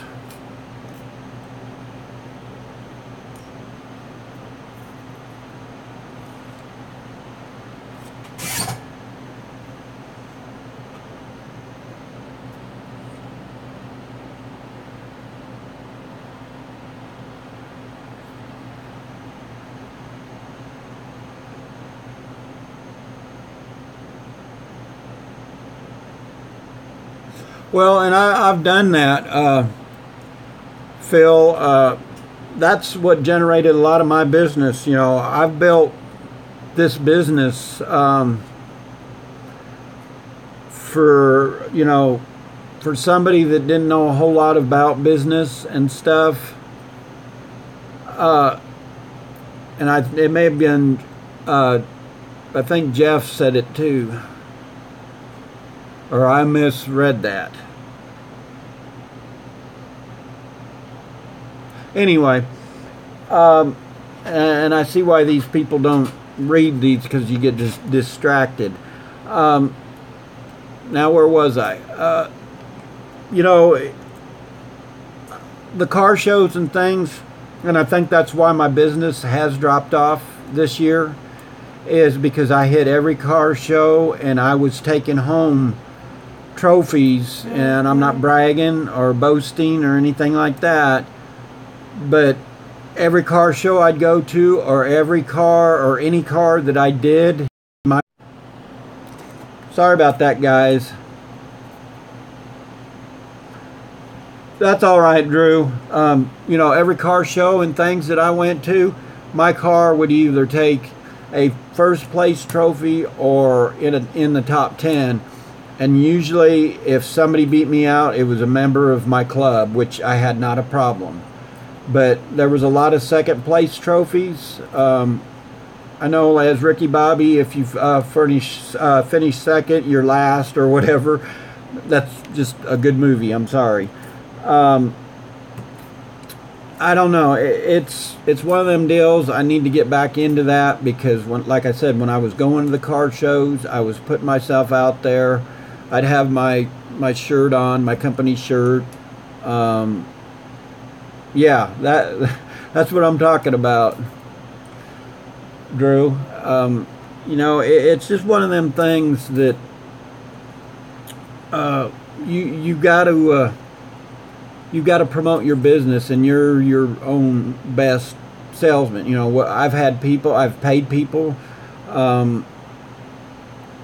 to help me with websites and things, and I had one on one of these pay sites, and I had built one myself, and it's still up going. It was a free website. That one does better and generates more business for me than the one I was paying $100 or almost $200 a month to, and I had one person off of that website, because I asked him, you know, well, where'd you see it? Well, and then I'd ask him what website. And the last time the gentleman called me on the website, he gave me the song and dance. Well, you know, you stop paying us, and you know, you're not going to be doing as well as, or that's why your business is suffering. And I said, I haven't seen you guys do anything. You know, I'm on different. I said, I've got 3 websites that I built myself. And yeah, you guys got on there and I let you change some things around and word things different, but I said that website's doing better than the one I had you build me. So, you know, and that's one thing I want to tell you guys. Watch out for them. They're scam artists. They'll tell you, they'll promise you the world, but if you'll go get, and as much as I hate to say this, if you'll go get building websites for dummies and read that and follow everything, they'll give you step by step. They'll give you, you can build a website yourself, and it ain't gonna cost you, but I think Barnes and Noble, it may be $20, or it may be even less, but you can build your own website and you'll do a damn lot better than somebody that's, and maybe you can find one local. That's the other thing. If you can find a guy local that will work with you, and you'll pay about half the price. And I'm not knocking some of them. They're good if you find the right ones, but there's other ones out there. All they're going to do is take your money. You need to do it, and that's why I say there's only one person that's going to take care of your business for you, and that's you yourself. That's the only person you can count on. Nobody else is going to care. Nobody else really, it was like my window tint guy, and much as I hate to say it and stuff, when I leave, and I don't care, if you want to go out and have a cigarette, I don't have a problem. And I'm not going to say anything, but, for somebody that was doing so well in the window tint and stuff to where he could have,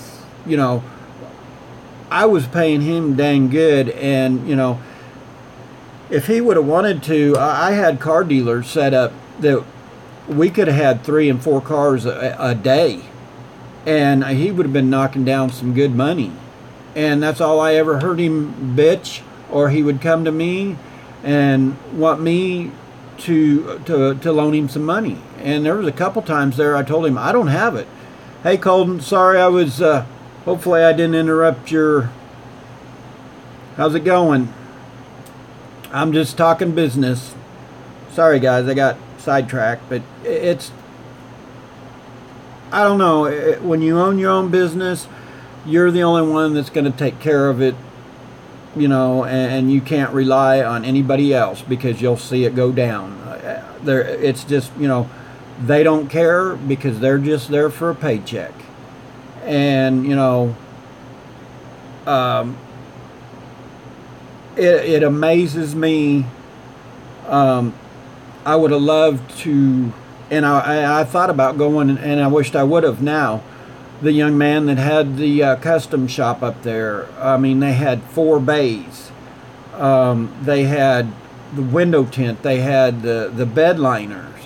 And he was 29 years old, and he was at on top of the world. And, it just surprised me going in there today when I handed my keys to put them, that, they're no longer, he moved on. Yeah, he downsized, but for him to blow, and I know, they're, and don't get me wrong, that's one thing that you have to understand is he was leaving a lot up to his employees, but when he took care of the business and was rolling with the business, and when he was right there with it, it was doing good. He was generating, and I understand that, sometimes you need a break, but, guys, I haven't had a vacation in probably 15, a true vacation in probably 15, 20 years. Yeah, we'd go with the car clubs, and to me that was my outlet. That was my fun, and that has even went by the wayside because I was focusing on the business. And that's the other thing I'm telling you, if you do own your own business, go out and have a little fun. Don't focus totally on the business. Be your own person. You got to get away from it, because if you don't, it's going to eat you up inside.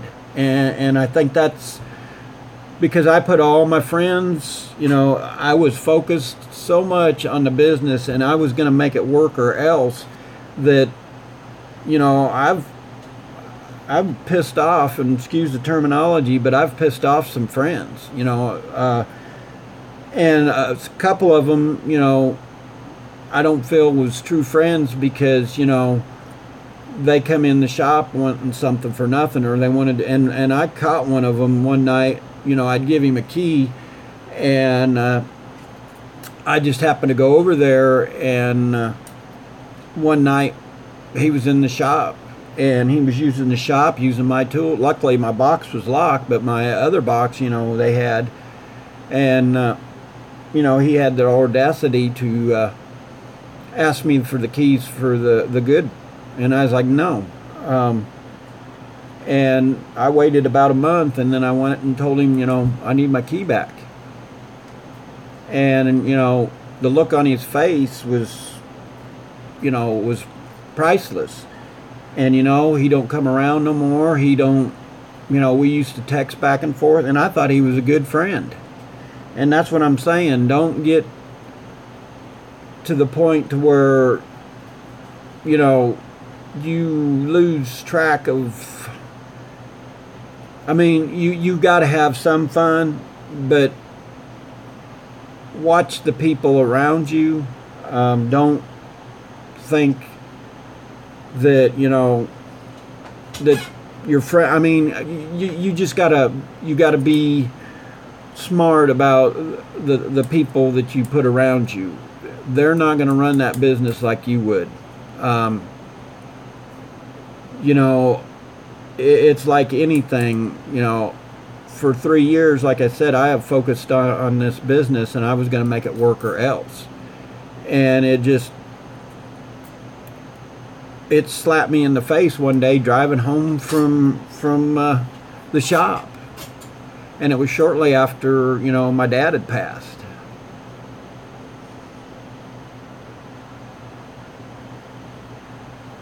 Yes, I agree, Jeff. And that was mine. I drove myself to the point to where I kind of think that I was to the breaking point. And thank goodness somebody had friended me enough and thought enough of me to take enough time out of his busy schedule to call me and talk with me. And it's my dad and I used to talk, because he owned his business for what everything since I can remember, and I can remember him struggling, to put food on the table, and you do when you own your bit. You sacrifice, and he scrimped, and he had a business in town, and that that's what he told me from the get-go. He said, I'm going to tell you, he said, take it from your dad. He said, I really think you need to add on to your shop and put that money that you've got in your retirement. He said, you can build a dang nice shop. And he said, take the rest of it. And he said, if you think you would, he said, I just feel you need to put it down on your house. Pay your house, pay a little bit more off on your house. And he said, I would take $10,000 and put into an IRA or something like that, to where it was generating money. And he said, have that money be the money that's paying you. And that was pretty wise of him. But me, I was stubborn, and I was going to do it my way. I was, I knew, I felt I knew what worked, and I kind of wished I'd have listened. Sometimes we're listening, but we're not listening. You know what I'm saying? And I sometimes, kind of chuckle because, I'd said when he passed, he was sitting there smiling, and I sometimes wonder if he ain't, haha, I tried telling you, but he was never that way. It's just, I don't know, sometimes you have your ups and downs, and right now I'm on the Spyro, but at least I'm laughing, and I'm above the ground, and I'll get through it. I've been been worse off than this, and that's what I say. That's where you get your grit. Uh, if you are in business anytime, I mean, I don't consider myself even seasoned. Somebody that's been 5 years or longer, uh, they've had to go through a lot.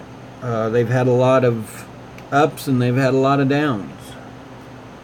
And like I told you guys earlier, it's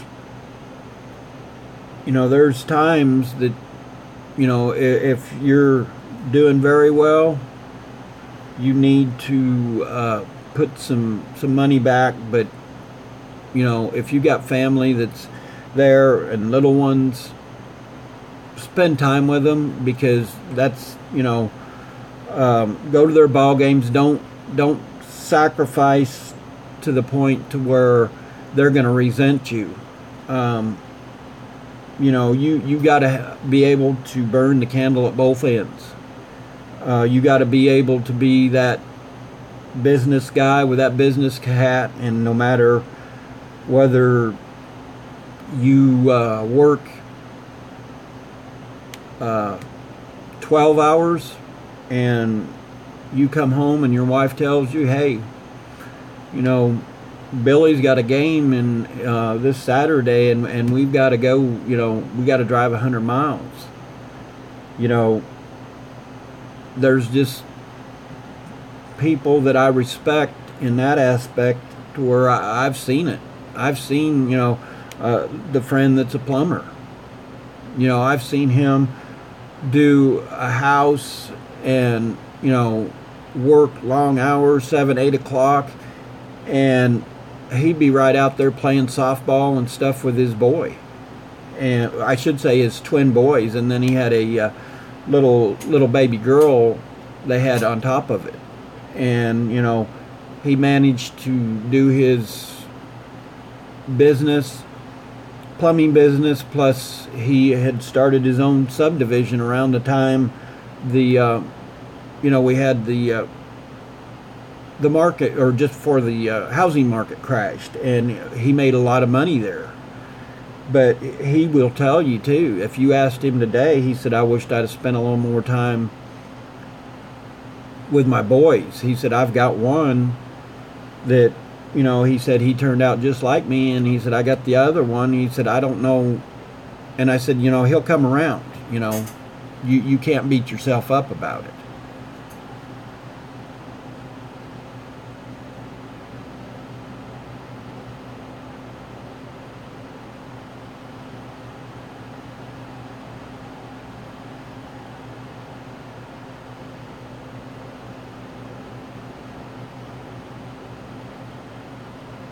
Well, Jeff, and that's what I had to tell myself. And God, don't think God and I haven't had long talks. I don't know. It's just I don't know.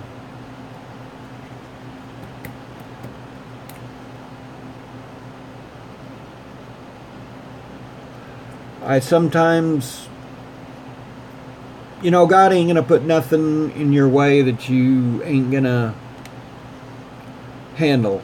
And I think and why?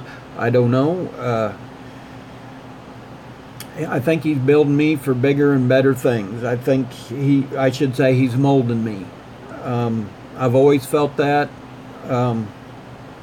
I've always felt that he's going to use me to be a tool for him. But I think he has to, much as I hate to say it, tear you down and rebuild you.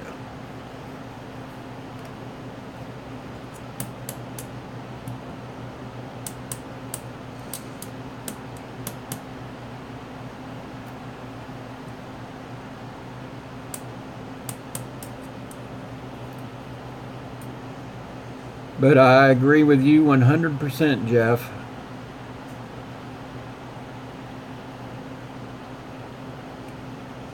I don't feel like a failure.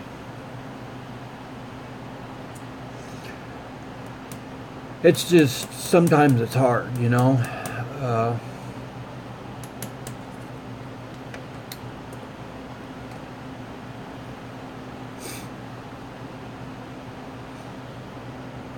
but on a lighter note,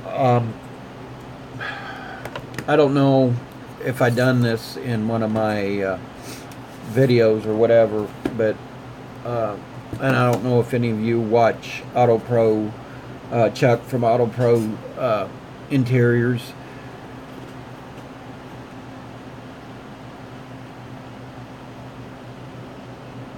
And that's good. That's good, Jeff. That's, you know, they're a part of it, you know, whether they're in the business or whether they're, you know, on the outline, you know, they're still a part of you or a part of your business. And that's the main thing, you know. Family, in my opinion, comes first. I've sacrificed a lot for my mom. I'll be the first to tell you. Has my business suffered? Yeah. Do I blame her? No. But if y'all get a chance, Chuck from Auto Pro sent this to me, and it means a lot. I've started reading it. See if you can get it to where you guys. Profit First. I would go into it, but I don't want to. I don't want any mislead any of you. I just think you need to read the book. I haven't even read it full, so I can't give you. You know, I'm reading 3 of them at once. This is one of the other ones. I don't know if I told you all or it was in my Think and Grow Rich. I'm reading Fast and Loud, his story. A lot of people will tell you books don't matter, self-book. Well, I'm here to tell you, if I hadn't had them, and if I hadn't had, I'm one of them people, I got to be motivated, and maybe that's, I don't know. It's just one of them deals that, you know, the business, when you're in business, people don't understand what you sacrifice. You don't only sacrifice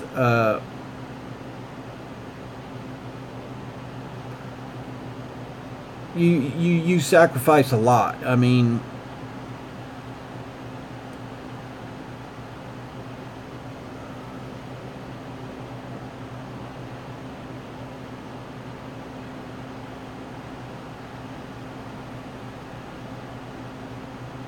yes, and God is, you know, that's, you know, and sometimes like I said, I have, and I apologize to him all the time because I get mad at him when I'm having bad days, and you know, and the other day I put something out on Facebook, and I probably shouldn't have done it, but and I made a comment, and you know, God and I have a, you know, he lets me know when he's PO'd at me, but and I'd said something about kicking Satan right in the nuts because I knew that, you know, he was right there just, and you know, sometimes you let your emotions get away with you, and that's what Satan wants.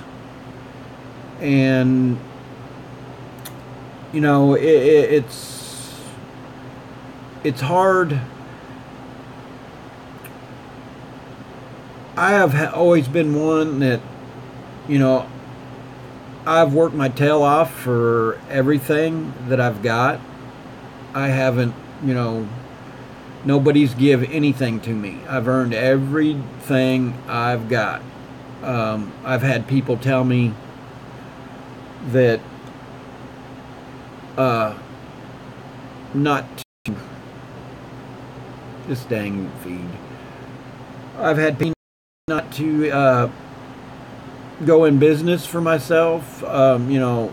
That I wasn't smart enough. I've had people, and that's what I love doing, is proving people wrong. And I think that's what one of the other reasons why when I had to move back to the house, it was that I wanted to prove them people so wrong.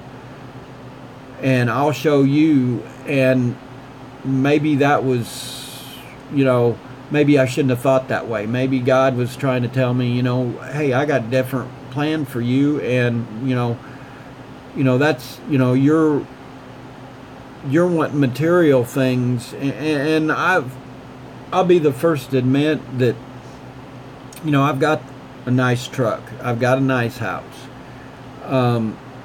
but me and my wife started out in a one-bedroom apartment and a brick on one end that we got a couch from a thrift store. We got a kitchen table that was a card table.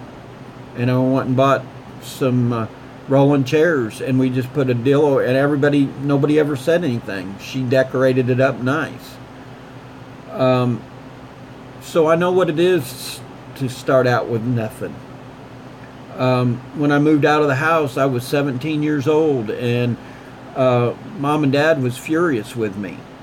And, Dad said, well, once you move out, don't bother, that was just tough love back then. Don't bother coming back. Once you're gone, you're gone.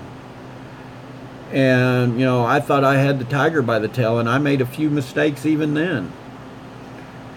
But my first house, even my wife, she's like, I don't think we can, you just bought a new truck, and I just don't think we can, $500 a month. And gosh, I wished I had that now. But back then, $500 a month was a lot of money. But I worked 12-hour shifts 7 days a week. And, I busted my butt to get what I've got where I've got. And, if I'm going to lose it, it's going to be because of me. And, well, it's just one of them things that it's really hard when you work all your life and you could see it slipping through your fingertips. But like I said, family comes first, and I'll survive. I'll make it through it. And I was never one. One time I went and asked an uncle if he would co-sign for a car for me, and he said absolutely not. And it was funny because a friend had heard me ask, and it kind of embarrassed me. And the friend told me, he said, I don't have very good credit, but he said, if you want that Camaro, it was an 82 Camaro, it was nothing special. He said, if you want that Camaro, I'll co-sign for it. All I want you to do is promise me that if you do have to let it go back, to let me know first. He said, I know I can't pay for it. And he said, you'll drag me down. I told him, I said, Scott, I'll not let that happen. And, I built my credit up, and I got into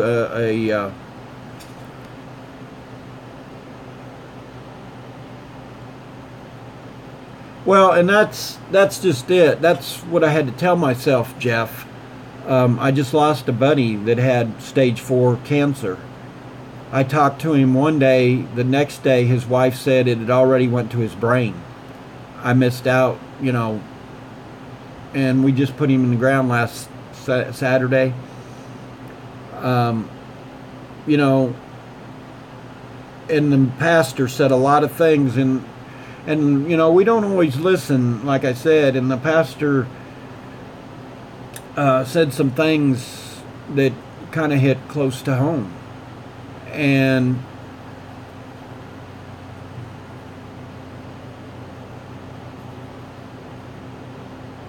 yeah, Jeff, I know, and that's sometimes easier said than done, and I even get onto myself about that because, I'm my own worst critic. Uh, and like I said, if it hasn't been for my faith, I don't know where I'd be because he's been testing me a lot here lately, and I've been failing a lot.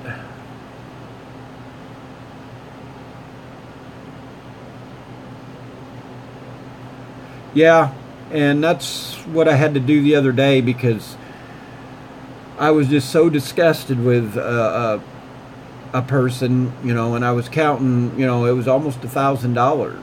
And, put my fist through the wall because just the way he come across, and gosh dang it, it aggravates me when somebody throws money at you to where they think they own you, or I hate to see somebody belittled, and that's the way I felt. And I've always been for the little guy, and I guess till the day I die, that's the way I'm gonna be. And man, it just and I knew he was joking, but if I have money, and I feel we all, there's nobody, you still have to have that garbage man. I can keep going back to this. That garbage man, if that garbage didn't get picked up, it wouldn't, and you need that lawyer or you need that doctor, it's just, I don't feel none of us are better than the other one. And, you need to remember that. And sometimes that's what I guess that made me angry, just the way he come off. It was, well, I've got the money. I don't know why, what the problem is, and, to flaunt that, in my opinion, and to try to belittle somebody, it just goes over me like a dose of salt.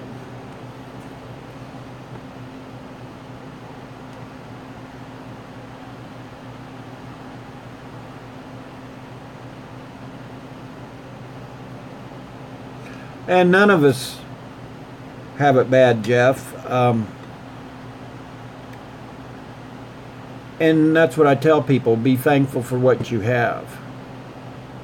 And I've seen people, and don't get me wrong, I'm I shouldn't be this way, but I'm going to say it. I'm materialistic just like anybody else. But I've never flaunted it to anybody. With my cars, to me, I just bought a purple car and made it better. And that's what's helped me with my business. Like I said, I'm not bragging or anything, but I know that I can take a car, and I think I can do it with an old car, whether it's a new car. Well, I've proved it. And win trophies with it, because I had that Vega that was my buddy that died of cancer. That was his car, and he knew I wanted the car.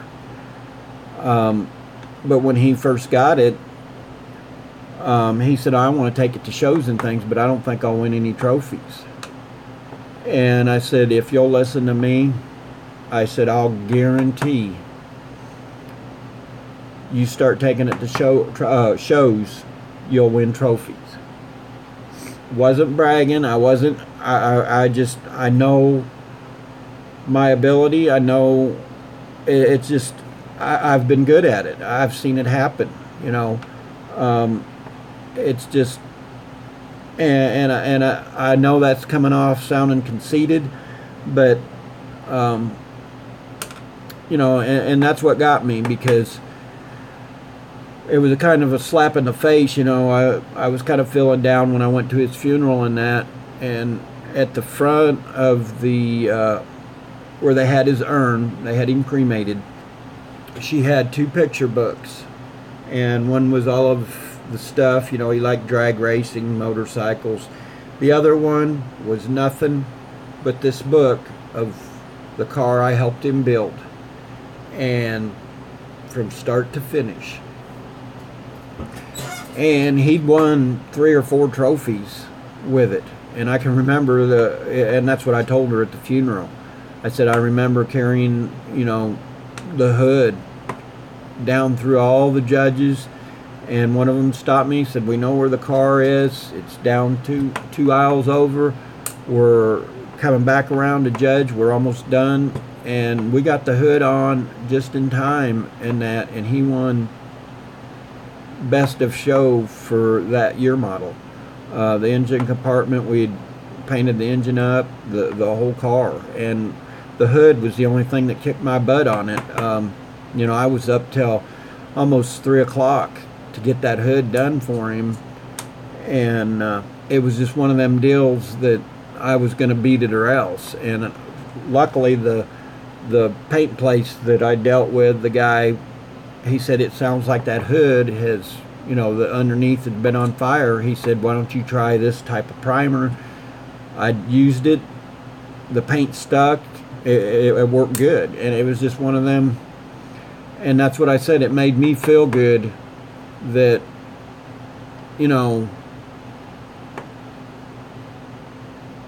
and that's what, yeah, Jeff, I think he is teaching me something, and I pray to him all the time for patience.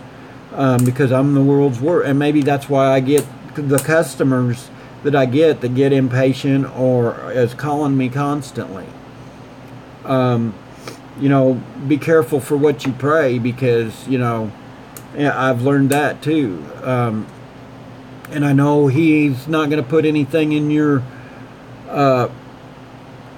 way that you can't handle, but man, here lately it's been, when it rains, that's what I told my wife, when it rains it pours. It's just, it's been one thing right after another, and there's not enough dollar at the end of the month, I'll just put it that way. And we're making it. He's always providing, and it amazes me, because I've had to, and I learned with Dad's, when he'd passed, he had a lot of stuff that we had sold and things, and that's what I told my wife. I said, if we haven't used it for very long, let's start selling it off. We don't need it. And it seems like when, a bill or something we need, the money's there, if we sell something, or whether he provides. And, we all, I don't know, I think there's something bigger and better coming along, and I think he, like I said earlier, he's molding me, into a diamond. I'll just, I'm a lump of coal right now, and I think he's kind of. And I appreciate you staying in here with me, Jeff, and whoever else is in here. I know there's 3 of them, and I understand Colton's. I'm sure he's still on, but it just, I don't know, sometimes these live feeds, I enjoy talking with y'all, and I like it when there's one or whether there's 3 or 4. It's just because you guys sit and listen, and, sometimes I feel, well, I know I'm blessed, but and for you to listen to a total stranger bleed, cry on your shoulder, that's, and I know that's what we're all about. It's just, and I think he's put the right people in the right place at the right time. I'll put it that way. I know there's ones that are feuding in different things, but at the end of the day, we're all human beings. We all, somewhere along the line have to get along. And overall, I think we've got a pretty darn good thing going. You know,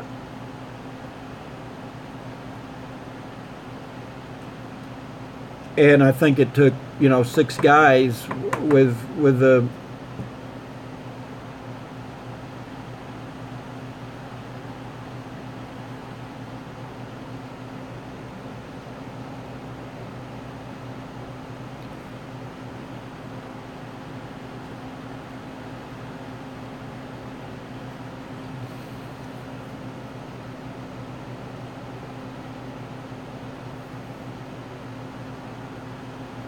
Oh, I know Jeff. He's taught me a lot, and also I think he humbles you. I'll put it that way.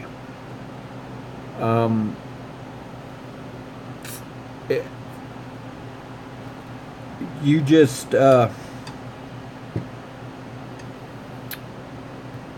I don't know. I think there's sometimes you can get my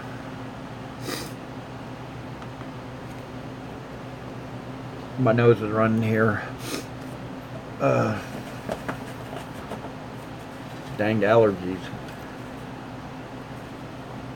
I think he and I know there's people out there that don't believe, and like I said it before, I've had friends that tell me that, you know, it's a good novel or whatever, but I don't see how people cannot believe, because if I didn't have faith, and if I didn't have his guidance, or what I call inner, I can't even think of the word now, but divine intervention, he has saved my butt a couple times, and I know if it wasn't for him, I wouldn't be here.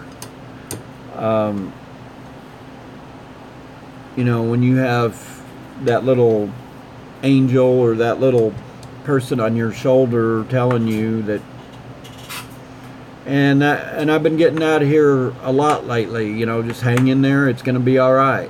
Whether it's Dad, whether it's, you know, an angel, what, it's just, you know, I know right now things seem like doom and gloom, and I think a lot of it is I was trying everything to get to go to Tennessee, and it just, you know, I think I'd have enough saved up and something else had come along, and, you know, then, you know, well, this had happened, and my wife said, have you ever thought maybe you're not meant to go on that trip? Because, and it kind of woke me up. She said, maybe it's just not meant for you to go this go around, you know, something could happen, or whatever.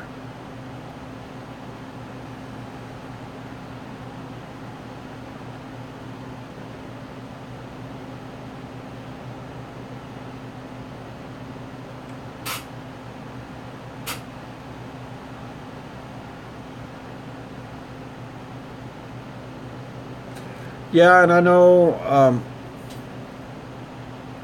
and I've aired a lot of stuff. I'm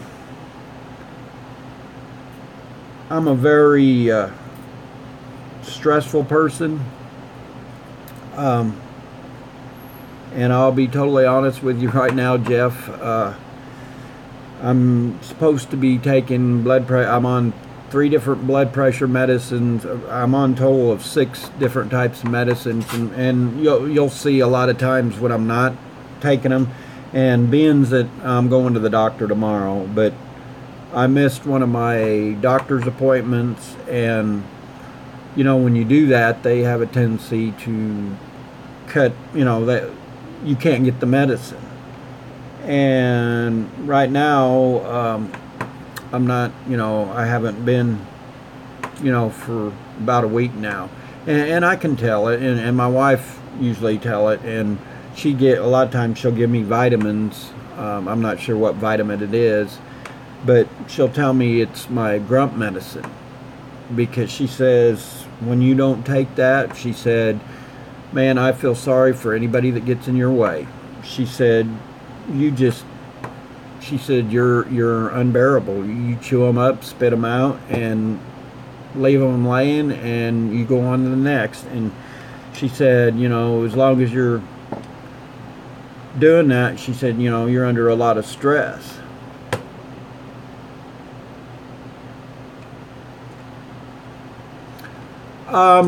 It's just whenever I can, Jeff, you can subscribe to the channel, and it will tell you on there when I do live feeds or when I'm on. A lot of times I'll just pick a time or kind of look on, make sure nobody else, I don't like to do live feeds when any of the other guys are on. I know it's kind of hard now because we're all doing it. And, I like to went over to Colton's and that, but, I really kind of wanted to do this one tonight, just to kind of talk about business. I felt it needed to be said. I think it needed to, I just, I know there's guys going through what I am and maybe even worse. And I just want to tell people, hey, hang in there,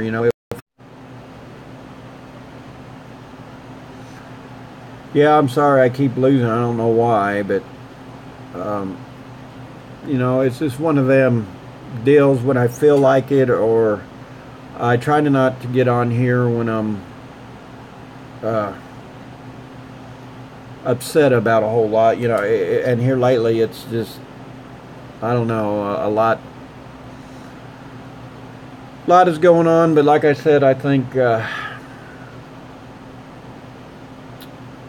bigger and better things are coming along, and I think, before you can be a diamond, I think, God's got to tear you down,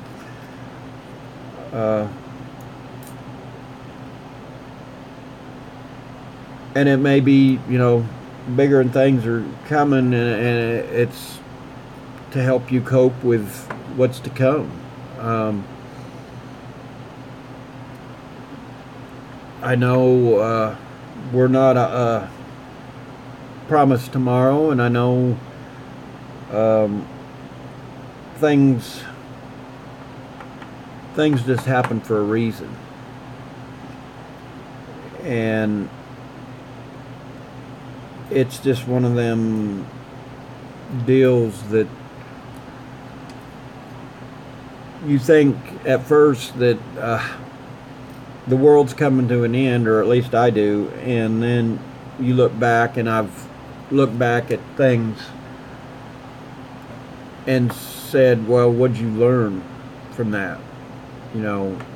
If nothing else, you learned, and I think that's what we do in life is, it's whether or not for you to take the knowledge, I guess, and go with it.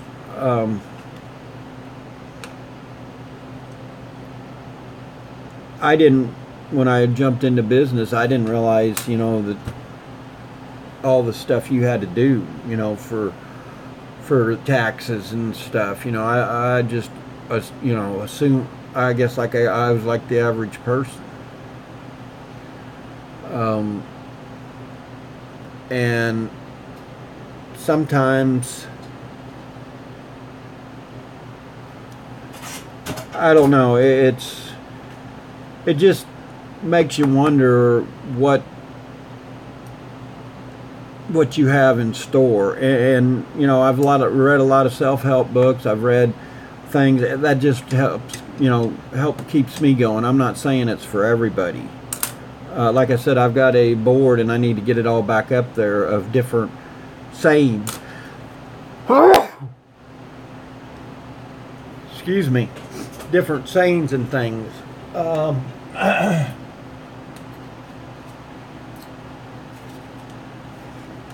I defaced, so if you guys want to turn me in or whatever, but this is what I done just for myself. I look at it all the time. That's $1 million. Will I achieve it? I don't know. It's a goal. I'd like to achieve it. It's something that I wrote down in I've got a book. I write down stuff. I also have a book, and I don't know if any of y'all have ever read it. It's called The Secret. And it tells you to write in there every day, I am happy and grateful for, and then write it down. And I'm going to have to probably go get a notebook, because I've wrote a lot of my thoughts and things in it. But also, I've wrote things in there that I think later on, if I ever wrote a book and I did achieve this, I want to be able to share it with people, because I don't want, I know what it is, and maybe that's maybe that's the lesson.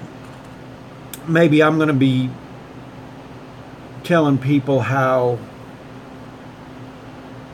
to go in business and that, but maybe the ups and downs, the ins and outs, I don't know. It may not have nothing to do, maybe he's going to use me for something else. I had a lady tell me a couple times, and it shocked me, because she was a pastor, and she told me, she said, and like I told her, I said, I don't want, my dad tried that. I've had different people that was pastors and things. She just told me that she thought I'd be good, because she said, I remember scripture, I can quote. And I said, no, I said, I'm by no means, I've got, I'm potty mouth, and I try to watch it. But, and there was another story that went along with that, but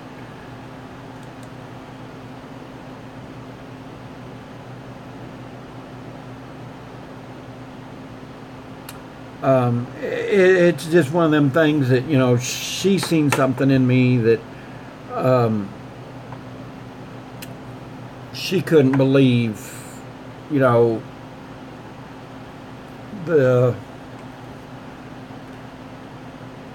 how I would, and I don't know how to say this without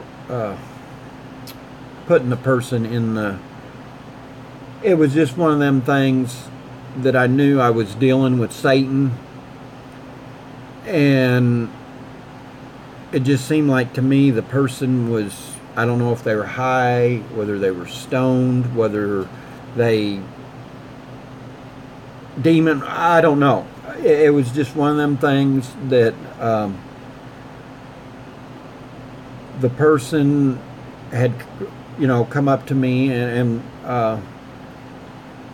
it was a couple years ago, and it was just almost like they'd went off the deep end, and they'd, come at me, and it was like I was looking inside of the devil himself. And whatever I did, and however I did it,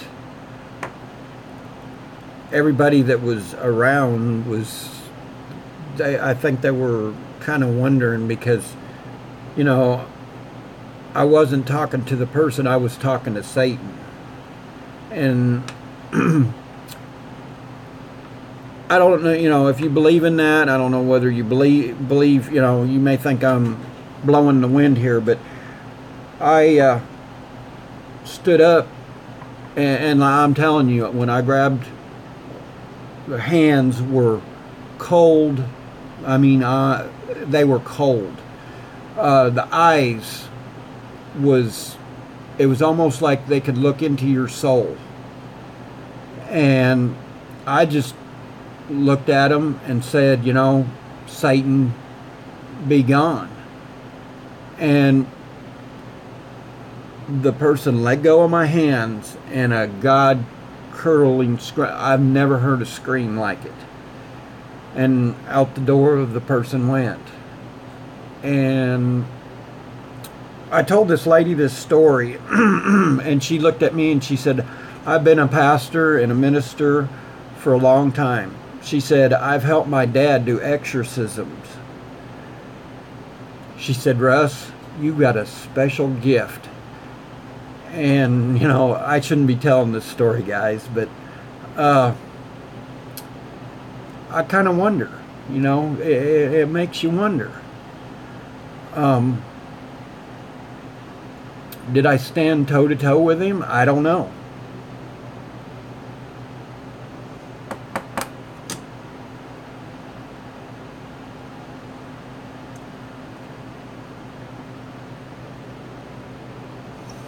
And I don't know how I got off on that. And like I said, some of you guys may think I'm loony but I know I was there. I dealt with it. And I'll even, you know, it was, you know, it was somebody that I was close to, and I never seen him in this state. It was to the point to where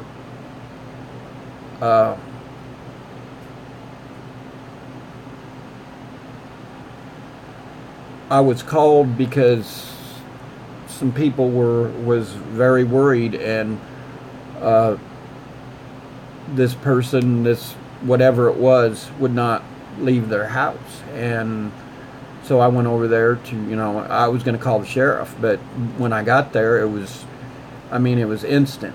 It stood up, and I mean, it was just come at me, and, you know, first thing I thought of, I said, you know, I grabbed the hands, and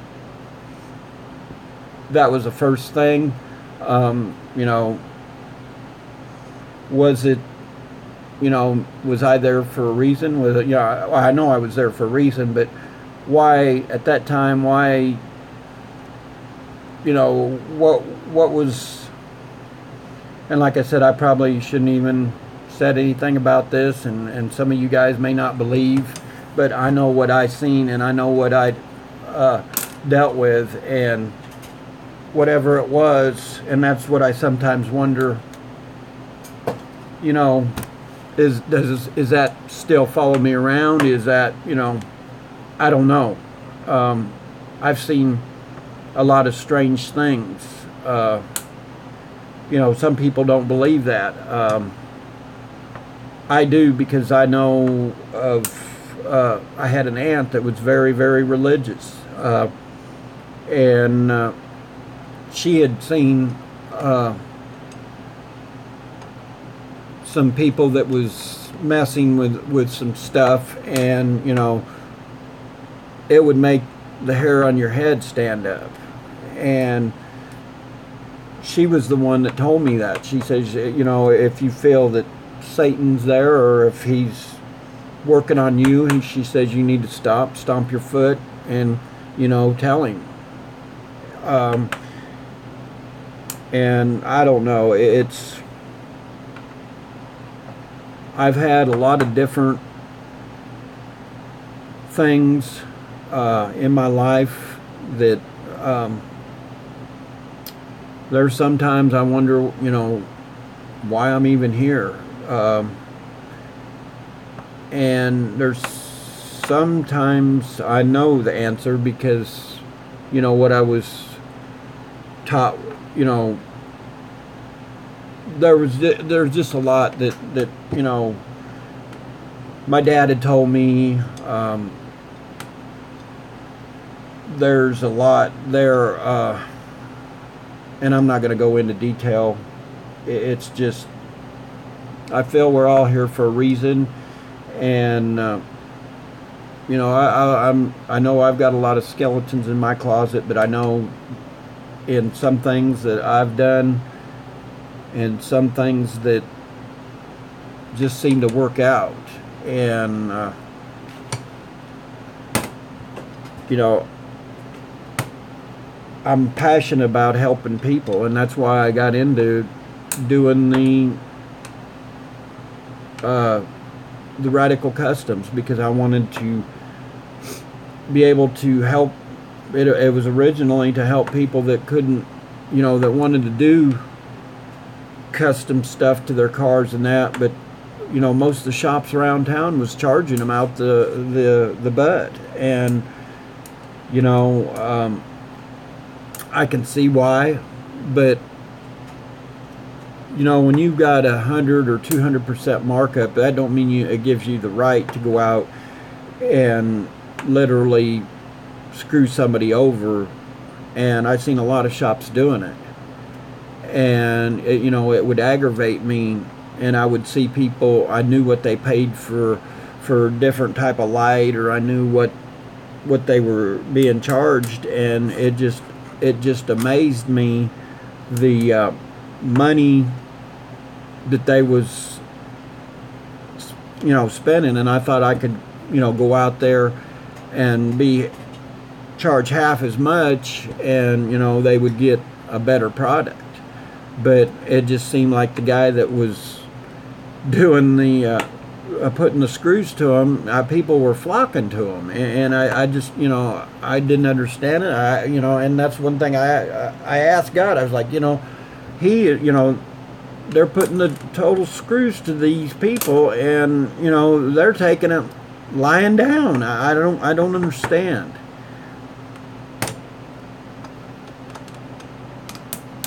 It got awful quiet. I didn't mean to scare everybody, but I know there's only 3 of y'all in here, but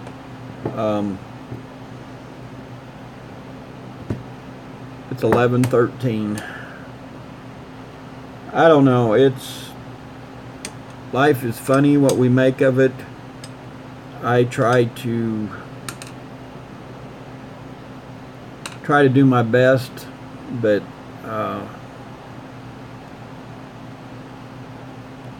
sometimes you just wonder, are you heading in the right direction? Are you heading on the right path?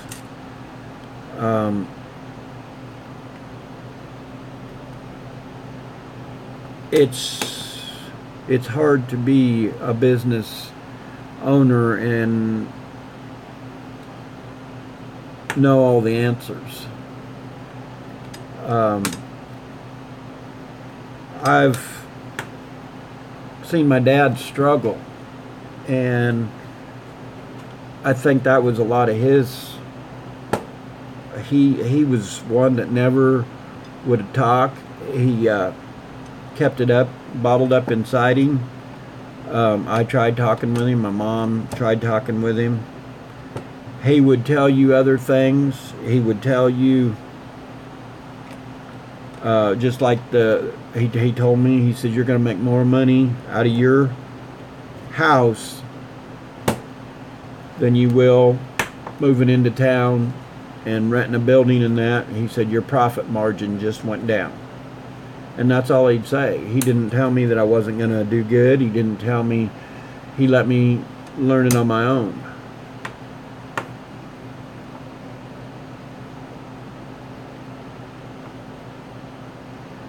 And I guess that's me, Jeff. I want to know, and I think I ask God daily or nightly or whatever. I ask him, what do you have in store for me? What do you want from me? And I know, I know that it's going to happen in his time, and that's what I say. We have long conversations, and I don't like knowing or being, I've always been one that grabbed the tiger by the tail and just, go. And, it's just like when I built this shop, I had sold some things, and it was kind of funny because I told my wife, I said, well, I'm going to sell, I don't even remember what it was, and I said, I'm going to go ahead and start the frame on the shop. And she said, you think that's a good idea? She said, you know, you only have like $500. I said, oh, the rest will come. I said, I'll sell one of my cars, or, you know, and the money really wasn't, the money was really not there. But I knew that I had to move out of in town. I started building it and that, and I kept getting a text message from a friend.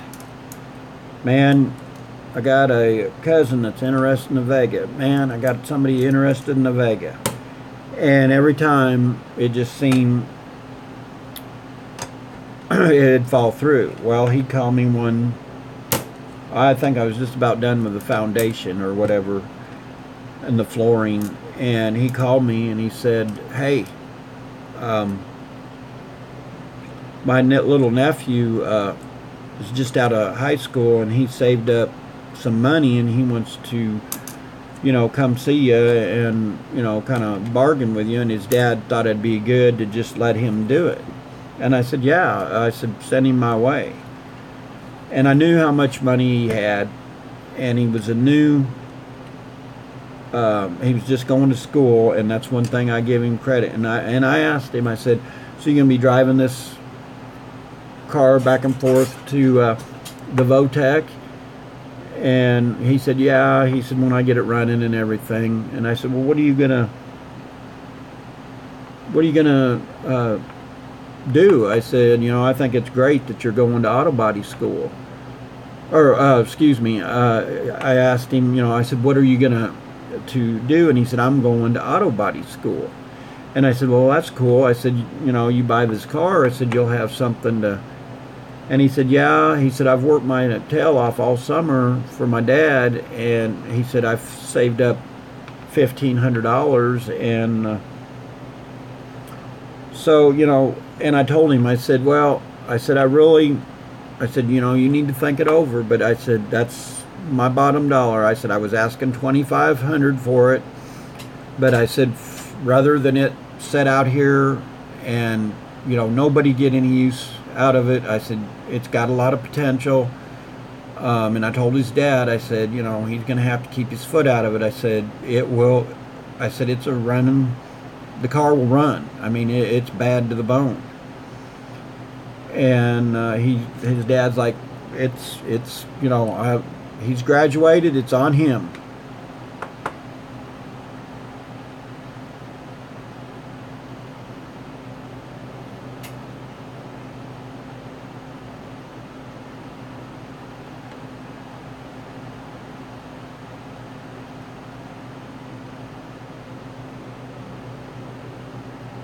Well, and that's what I told him. You know, and I told him, and he was very surprised because I stuck with the $1,500, and he gave me $1,500, and it was just, and I told this in one of my other, I think it may have been a live stream, or it may have been, but I got so tickled that he was like a kid in a candy store when we all, and my wife even helped us push the car up on the car hauler. And I told him, well, wait, we're not done. And he just kind of looked at me, and I said, well, you got to shake my hand. And he wanted to get some pictures for Facebook to put on there. And so I started digging out some old, I had like 3 old carburetors. I give him Edelbrock, I give him a old Quadrajet, and I think I give him a set of new the high dollar plug wires. I had like 2 or 3 sets, and one of them, it was just, you know, it had the wire loom and everything on it, and I had noticed the ones that was on it from setting was started deteriorating, and I figured that'd give him a start, you know. but from what I gather, he went home and went to working on it. And my buddy told me that, he's got a lot of pictures and things I guess he's taken, and when he gets it done, he's going to friend me on Facebook, and, I'll get to see the car. And like I told him, I said he's going to be very surprised when he starts that up with that cam in it. I mean, it's got a lumpity lump cam, and I mean, it's probably got close to 300 horse, and it will roast the tires on the back. I had more fun with that car and it's a funny story that I put one of them Z-Gate shifters in it. Well, it's got a little red dill that goes for your indicator, I guess. And when we were screwing it in, it broke. It was very brittle, and the buddy that had passed away, we decided to take some super glue and get it in there. Well, the only way you could do it was from the bottom side, and I decided that I was going to take the super glue. That was before, I tried needle nose, I tried everything, and I said, well, I can get it from the bottom side. I said, we'll just put a little super glue on my finger, I'll pull it loose. Well, that indicator's plastic, duh. I got it up in there, got it where it needed to be. Well, it bonded all right, but my finger was there. And I said, well, this gives a whole new meaning to blood, sweat, and tears. I said, I'm now part of the car. And, I pulled it out. Luckily, it stayed. I don't know what we'd have done, but luckily it stayed. And when I pulled it, it peeled part of my fingerprint off just a little bit, or the skin or whatever. And I said, well, you can at least say my heart and soul's into this car. All right, Jeff, I appreciate you. Come in anytime. Hopefully I didn't bore you or think that I'm a total nut job. I get to talking and I get to telling some of the stuff that I probably shouldn't air, but I feel you guys are all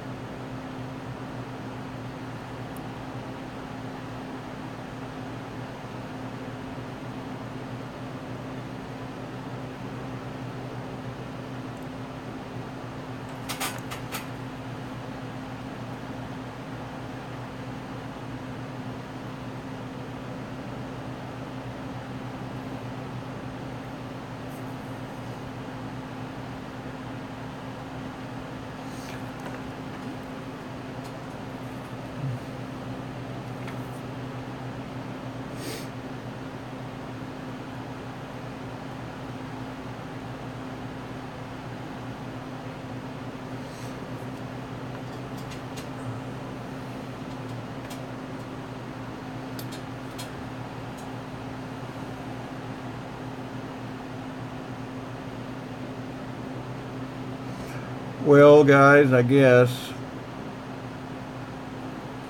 got to get up early. I'm going to start a little early. Hopefully the lady will bring that car by and I can do a video there. I don't know how many of y'all are still here, or I think I'm going to get off here and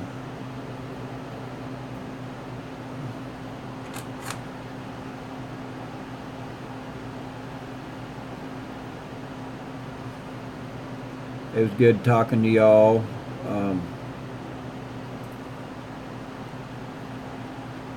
Sorry, Coldens, that I